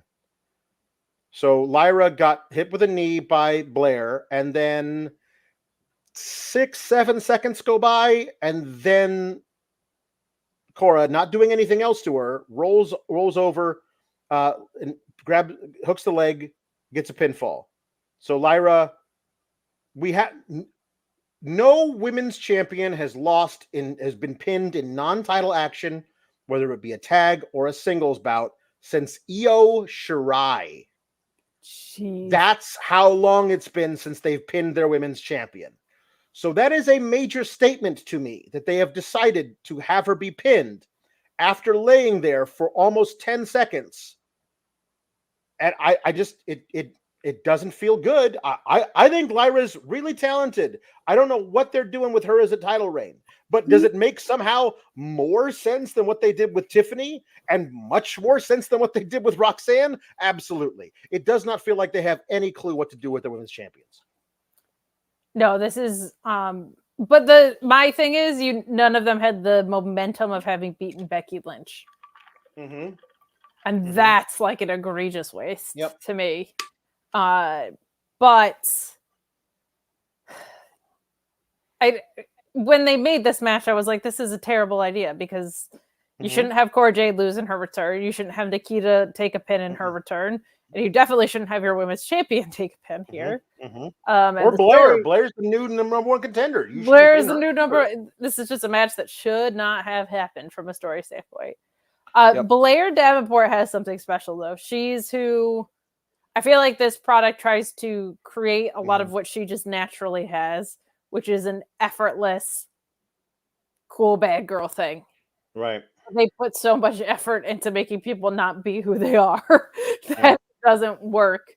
But I think Blair Davenport, with all the time she spent cementing that in Japan and stuff, like she has walked in here with that. I love when she uses the boot wash earlier in this match. Underrated move. The big boot looks great. The knee looks great. Like she just does. Well, there's a lot of just aesthetically. There's a lot of girls that are a lot smaller than her, so all of her moves look very, very high impact. So she looked great, but this is just a match. No one of the 4 women in it should have taken a pinfall, especially basically clean, kind of like it really wasn't.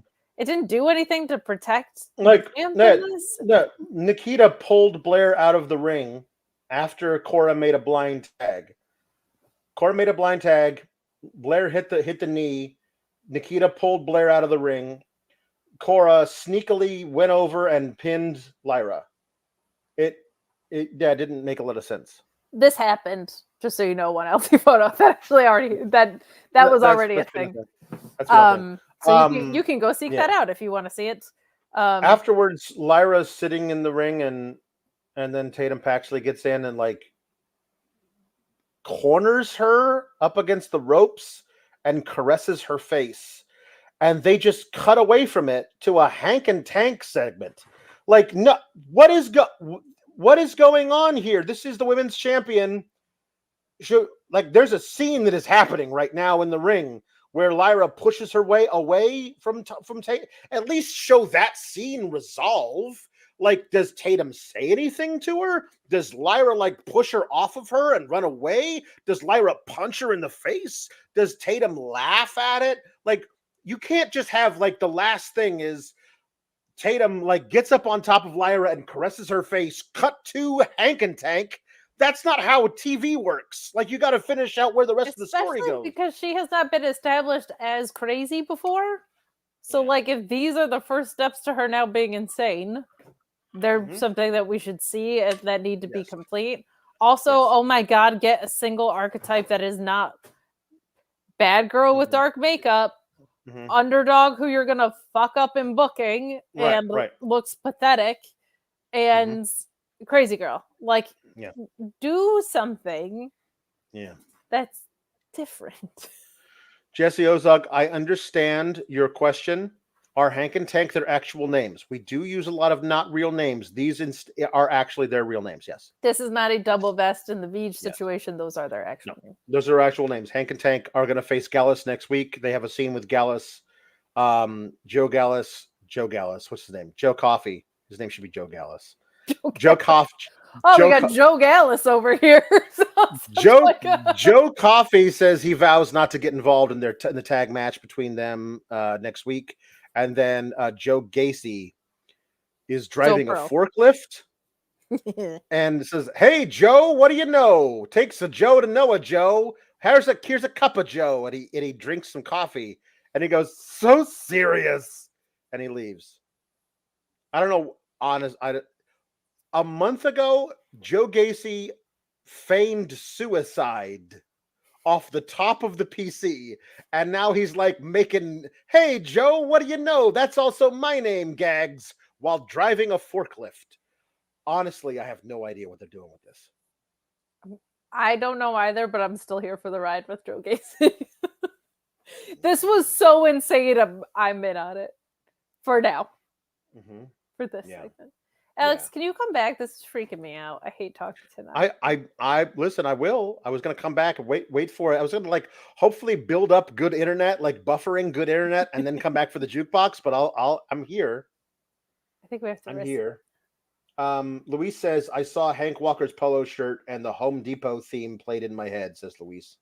It's a very Home Depot-esque thing. Yeah. Carmelo Hayes. So wait.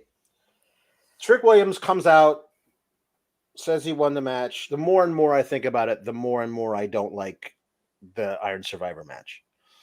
because it was one of those things of we want Trick Williams to win it, but we want, if it was a movie, a sports movie, and they scripted the good guy team to come from like they're 22 points down in the final minute and they script them to win it, you'd be like, that's bullshit. And you wouldn't like the sports movie. So because you scripted this comeback in a way that to me felt entirely unbelievable, I didn't like it. To me, that's just the way it works to me. Like I at any point you could have, if he didn't have to win 4 points in a minute, maybe I'd be like, okay, fine. But 4 points in a minute felt impossible, and yet you scripted it to happen anyway, and I didn't like it. Sorry, I just saw the chat. Everyone stop. It's midnight. It's Taylor Swift's birthday. What a string of birthdays. The Ceases, Eddie Kingston, and Taylor Swift. No, that's crazy. Back to back. Banger after banger after banger. Yep, okay. Especially since Eddie Kingston's basically the Taylor Swift of wrestling. I think that's very fair to say. I like the Iron Survivor match, but not because it's good. Like everything you said makes sense, but I still like it. Is that they do need to they have to find new ways of agenting it to work a little bit better and to not be as redundant as the women's match for sure. But yeah, I don't know. I have fun. But then Ilya comes out and says, I'm proud of you. We stood in this ring a few months ago and we talked about how you gave me credit for helping you out and all this stuff. And I was like, yeah. And then later that night, he lost his title right back to Dominic Mysterio because the booking was so great. So this was fine. And then I'm gonna beat you. I'm not the same guy you would talk to a few months ago. I am different. I'm gonna be the one to beat you for the title at New Year's Evil. And then out lightly hobbles Carmelo Hayes. And gets in the ring. And is like, I know exactly who attacked me. And I know who attacked you because they're the same man. And then Ilya's like, well, I'll let you guys have at it. Goodbye. And that's where it stopped me good because that was great. So there's two possibilities here. One, Carmelo says, Ilya Dragunov, you attacked me and you also attacked Trick. You tried to drive us apart so that we would fight each other so that you wouldn't have to worry about us, either one of us, blah, blah, blah. Right? Was sound logic to this point. Sure. So the end of this is either Carmelo is right and Ilya's reaction of, all right, well, I'll let you boys talk. I'm going to leave. In the way he did it made him seem very guilty. But also, Carmelo is guilty as hell. And which also means he didn't get attacked and he faked the attack. Which explains hopefully why his selling was not very good. Because I was like, I have not seen Carmelo Hayes do anything that he's not good at in wrestling, but I was like, this hobble is terrible. Dan Beard says, remember how HBK would book people in his old storylines? I'm now waiting on Corey Graves to reveal that Mello faked his own attack like Big Cass did. Remember when Big Cass got laid out backstage, and then he laid himself out, and to frame Enzo or some terrible thing. But also, Mello texted someone was supposed to be the big linchpin, right? So why would Carmelo be surprised by the guy that he texted? Spooko says Carmelo can't have been faking the attack because the doctor checked on him. The doctor did check on him and found nothing wrong with him. Correct. That's why he was cleared. You know what I mean? He was cleared. It should be Carmelo because this feels like such a betrayal of Ilya Dragunov's character. Yeah. If it is. Like, Ilya is not that dude at all. At all. Ilya Dragunov beat Gunther. Yeah. Like, you know what I mean? Like, he's just... That's so not him. But I thought he was the only one that did anything good with the segment at all. Yeah. So then it's like, you don't deserve that title. Trick deserves that title, says Carmelo, and he grabs, because Trick is increasingly weirded out by this because he just wants to have his title match versus Luis with no problem. Like, yeah.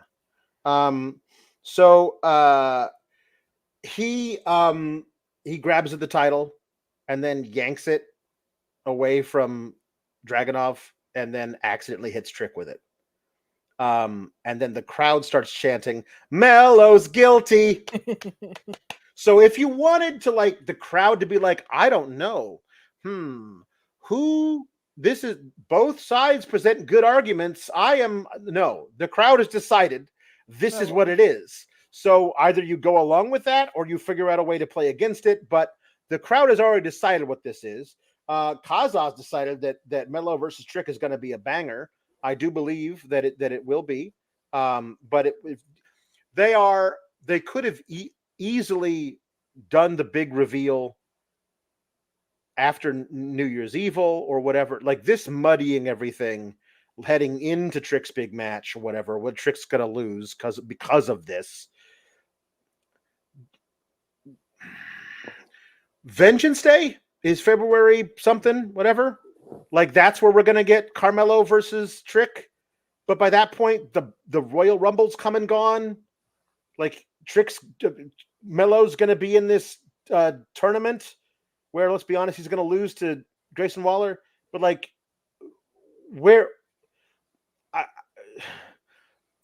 we say like not have the legs to sustain itself that long, I think they think it does, and I think that the first match between them is going to be like, hey, what do you mean, man? Why don't you trust me? I have to prove myself to you by beating you in this first match against each other at Vengeance Day. And during that match, then Melo's really gonna turn heel, and then we won't get the actual match really against each other, where Melo's heel and Trick Williams is a babyface until Stand and Deliver. RIP Yes Boys. JK Yes Boys are on the main roster, but they did get thrown into a river. They did. Here's what's frustrating about this, other than just the timing being botched.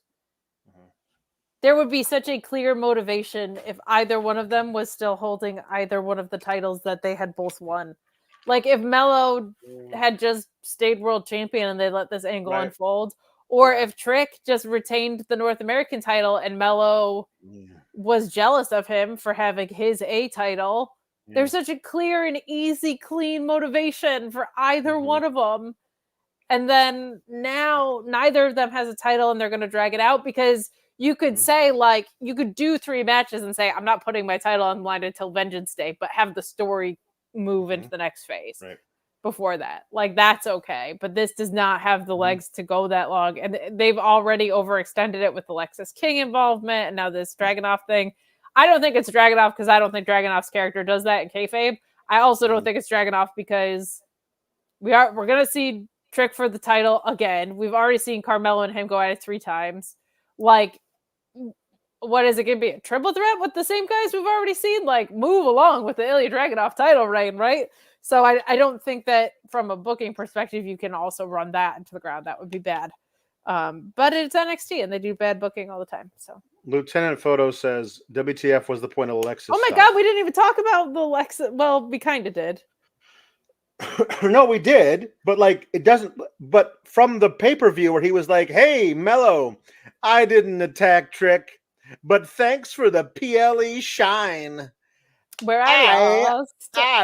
Thank you for giving me a match at the pay-per-view that I totally lost. My plan is working perfectly." Like, what? I lost on the big stage. Lexus King, man, I called it from the beginning that he's gonna be rejecting his dad and then turning into the loose cannon. That takes a certain level of ability that he just does not have right now. You cannot, like, I cannot watch this guy come out in another Bengal shirt. Like, enough. Like, we're using the same crutches over and over again with this guy. Like, stop putting him in key situations that he's not ready for if that's the case, because it's just like sliding out on the throne and having bad facial hair. Like, if he's supposed to be unraveling and turning into the loose cannon, that story hasn't been told enough. And you have he's not unraveling. This is who he is. Like, he's just this guy. He's the worst douchebag at any party. That is what he is. But like the Brian Pillman thing, Brian Pillman Sr., like those vignettes were so the story that I thought we were leaning toward and could have been really cool is I'm not my dad's kid. That's why my name is Lexus King and not Brian Pillman Jr. I'm not my dad's kid. I'm not my dad's kid. And then you would see gradual progression of him turning into his dad. Yeah. But instead they were like, you slide out here on a throne and it looks like you have balls shaped into your beard. That's not what that is. And it also takes, there's a reason Brian Pillman Sr. is so synonymous with it, and that it's not always a very easy character to play, and you got to have a certain level of ability to pull that off. Now, this is developmental. I think the hope is that he gets there, but like the vignette started so cool, and where we're at now, like just it doesn't feel like they're related at all. And maybe he put the good creative away with his sunglasses. He did. Yeet Norma says Julia is clearly the best part of Varsity Blondes. Yep. Respect for Griff Garrison, though. I like that guy. Yeah, Julia's a She's the star. Best, she's so cool. Jambeard says if you need help making your partner see double. Bluechew co-Fightful. Kim Gray says, "Gotta love us Christmas babies. My birthday's Christmas Eve. My pun is toodles." Oh my God, that's such a good one. Lieutenant Photo says, "Not the HHH, the HH." Hunter Hearst. Ian R says, "Jimmy and Jay, the duosos." Tama Valley says, "Gunther and Swoggle starring in Twins." I want to see it. I don't want it to be Swoggle, but Gunther being Arnold Schwarzenegger in that movie. Yes. Yeah. How are you so short? We're supposed to be twins. Yeah. That's the whole movie. Greg Cherry says Combo Dallas. And Carlito Caribbean Duel. And Lieutenant Photo says Isthmus Dawn. Not Isla. Not very Isla. Nice. And Ian R says Ian Ricka Baugh kneecaps. There are two of them. There are two. Jambeard says, "Idea for Get the Flick Out of Here. Santa's Sleigh. It's a Christmas movie starring Goldberg playing Santa going on a killing spree." Yes, I've seen it. We'll probably do it next year. It is, or I don't know when, but it's crazy. Tom LaValle says, "My mom's birthday is also Butcher's birthday. The Butcher, 12/12, y'all." That's what's up. Yeet Norma says, "Seasons yeetings to all you people. Yeet forever." No. Well, no. And Ryan Ben 666 says, "HBK heard the accolades for the women and went done." And he's like, "All of you are now involved in this." Every one of you is involved in the title picture. We got some jukeboxes. Save the clams for sure. Jambeard wants Regal to sing "My Money Don't Jiggle, It Folds" by Duke and Jones and Louis Theroux. I don't even know what this is. I know what the song is. It's enough. It's in enough TikToks, but I don't know. I'm not familiar with the oeuvre. Are you familiar with the TikTok? The talking and the ticking. My money don't jiggle jiggle, it folds. I'd like to see you wiggle wiggle for sure. It makes me want to dribble dribble, you know. Riding in my Fiat, you really have to see it. 6'2" in a compact, no slack. But luckily the seats go back. I got a knack to relax in my mind, sipping some red wine. War games. William Regal definitely drinks red wine. My theme was TikTok songs. Well, Jambeards decided to throw a bunch of them out here. What? Okay. Let's see if Vinci to sing Sad Daddy-O. By Artemis Wolls, but sung by, here we go. Hey, I just went to the doctor to talk about my head, about the way I'm feeling that I wish I wasn't dead. My life is a heavy and it takes such a toll. So I started to get it's darker than my soul. I had up to his office to talk about my day. And we talk about my daddy and the things that I would say. And then he pulls out the pen.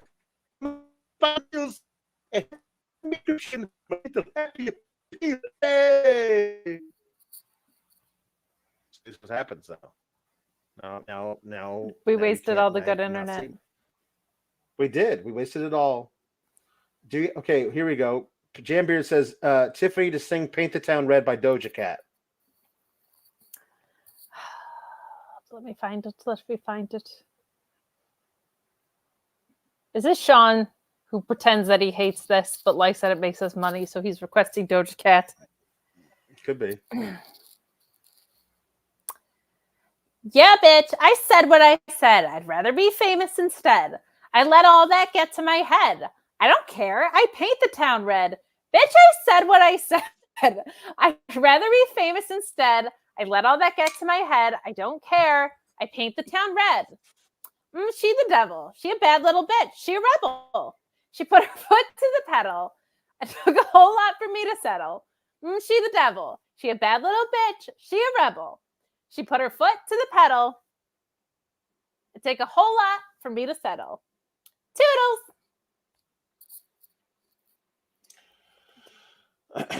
All right. Linda to sing Jericho by Inico, as requested by Jambeard. I'm high. I'm from outer space. I got Milky Way for blood evolution in my veins. I'm gone. I've been far away. I'm a Lumineer now. I make moves, start waves. I've been dreaming about flying for a long time.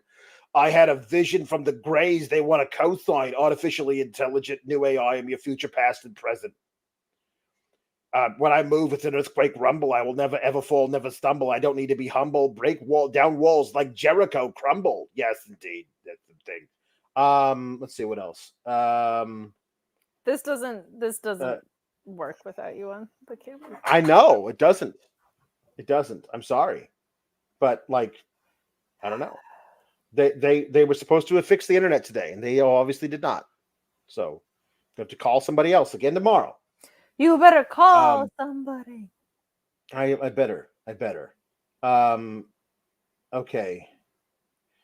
Yeet Normus requested something that I have to look up my own lyrics. Because I'm shaking my fist. Okay, because I don't remember this. Here we go. Yeet Normus requested Linda doing Rockin' Around the Christmas Tree, but use Christmas Yeet instead. Rockin' around the Christmas Yeet at the Christmas party hop. Mistletoe hung where you can see, every couple tries to stop. Rocking around the Christmas Yeet, let the Christmas spirit ring. Later we'll have some pumpkin pie and we'll do some caroling. Oh my God, remember Carol from the mall? Oh my goodness. Oh my God, when we ran into her, that was so embarrassing for her. Yep. Yes, it was. Thank you. That's enough of that. You can't eat the Cinnabon and walk. Not at the same time. No, it's not allowed. We have a couple of Ludwig and Tiffany's. Okay, real quick, a quick Carol story. My sister and I, when we lived together in New York, we had bed bugs in Queens, and we had to quickly move because bed bugs are the worst thing that could happen to you. And we had a realtor, and her name was Carol, and she would leave you a voicemail and just go, Carol, 7189, whatever, like her number, and it would just be Carol, and it would be so aggressive. And now that's all I can think about whenever I hear that name. Very good. Very good. Vicky L says, "Hi, Alex and Kate, love you. Ludwig and Tiffy sing Baby It's Cold Outside. No night off for you, Kate. Too much stupid filler. Love you both." I'll take it. Okay. This is hard to do. We're only going to do like one verse. Okay. We have too many of these things left to do. And who knows what my internet's going to be like.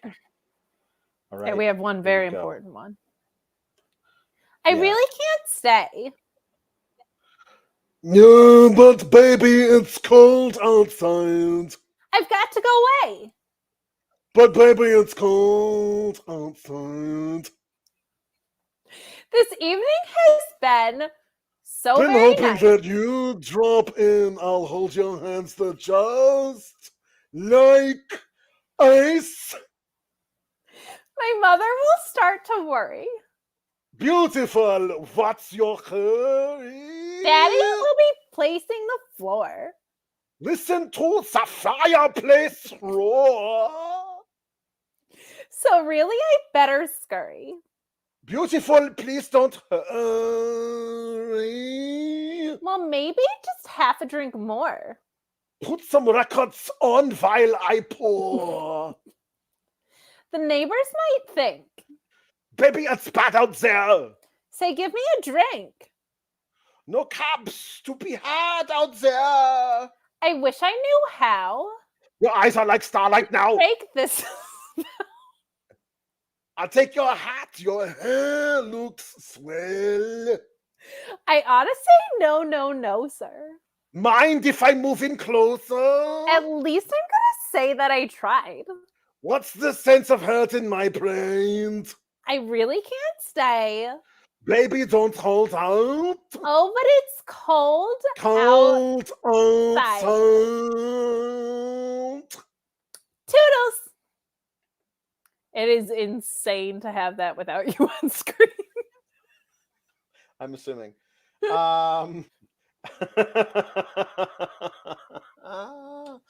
After a few of no it's true. Why does Ludwig sound like the upper class underbite guy from Family Guy? LOL. Listen to the way he ever introduces Gunther. It's a whole different side of things. Now Ludwig and Tiffany to sing "Opposites Attract" by Paula Abdul. Let's jump right to the chorus and. Okay. I take 2 steps forward. I take 2 steps back. We come together because opposites attract. And you know it ain't fiction. Just a natural fact. Just a natural fact. We come together because opposites attract. Who'd have thought we could be lovers? She makes the bed and he steals the covers. She likes it neat and he makes a mess. And he makes a mess. I take it easy, baby. I get obsessed. She's got the money and he's always broke.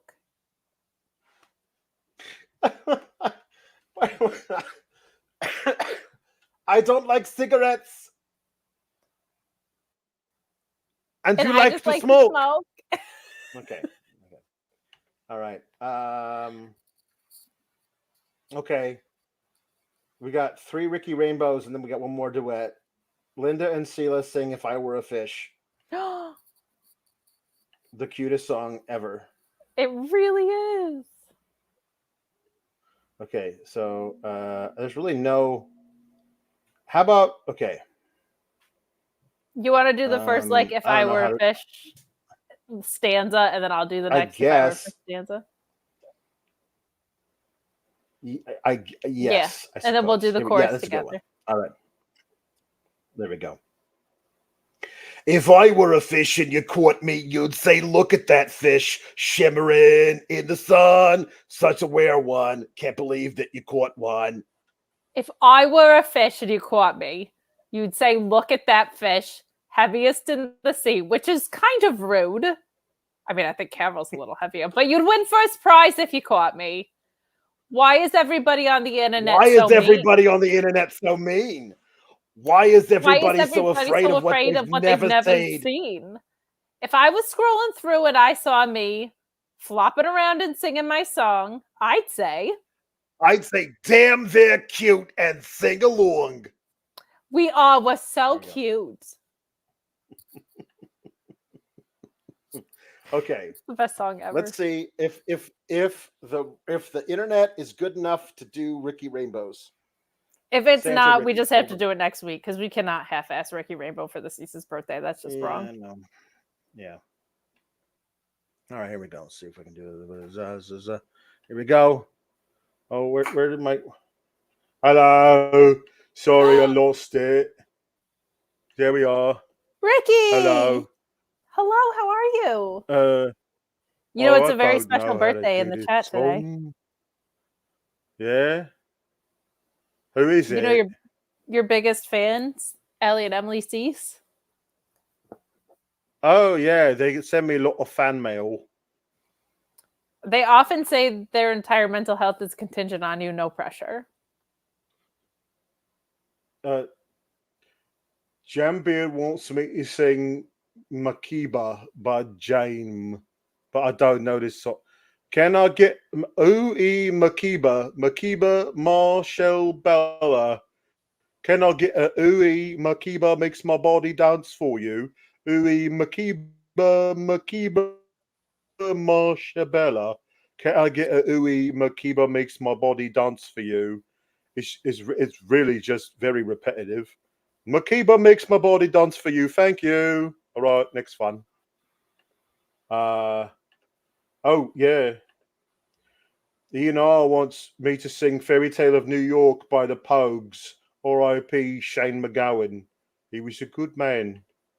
He was. Yeah. We used to write songs together. It was Christmas Eve, babe, in the drunk tank. An old man said to me, won't see another one. And then he sang a song, The Rare Old Mountain Dew. I turned my face away and dreamed of you. Got a lucky one, came in 18 to 1. I got a feeling this year's for me and you. So happy Christmas, I love you, baby. I could see a better time when all our dreams came true. They've got a car as big as bars. They've got rivers of gold, but the wind goes right through you. It's no place for the old. When you first took my hand on a cold Christmas Eve, you promised me Broadway was waiting for me. The boys of the NYPD choir were singing Galway Bay, and the bells were ringing out for Christmas Day. R.I.P. Sweet song. Finally. Oh, don't add more. No, that's we're gonna have to wait till next week for that. No, yeah, we'll wait till next one for that one. Finally, Ricky Rainbow from Louisville sings Just the Two of Us. All right, because it's pairs and twins. All right. I see the crystal raindrops fall, and the beauty of it all is when the sun comes shining through to make those rainbows in my mind. When I think of you sometime and I want to spend some time with you, just the two of us, we can make it if we try. Just the two of us. Just the two of us. Just the two of us. Building castles in the sky. Just the two of us. You and I. Just the two of us. It's me and you, person who I don't really. Do I know you? Have we met? Oh no, I can't hear you at all. I can't hear you. Met. Can you hear me? I can hear you. Can you hear me, Ricky? Now I can hear you. Hear me. I think you should sing happy birthday to the Ceases. That's all I'm saying. And then we'll go. Happy birthday to you. Happy birthday to you. Happy birthday, dear Allie and Emily. Happy birthday to you and many more.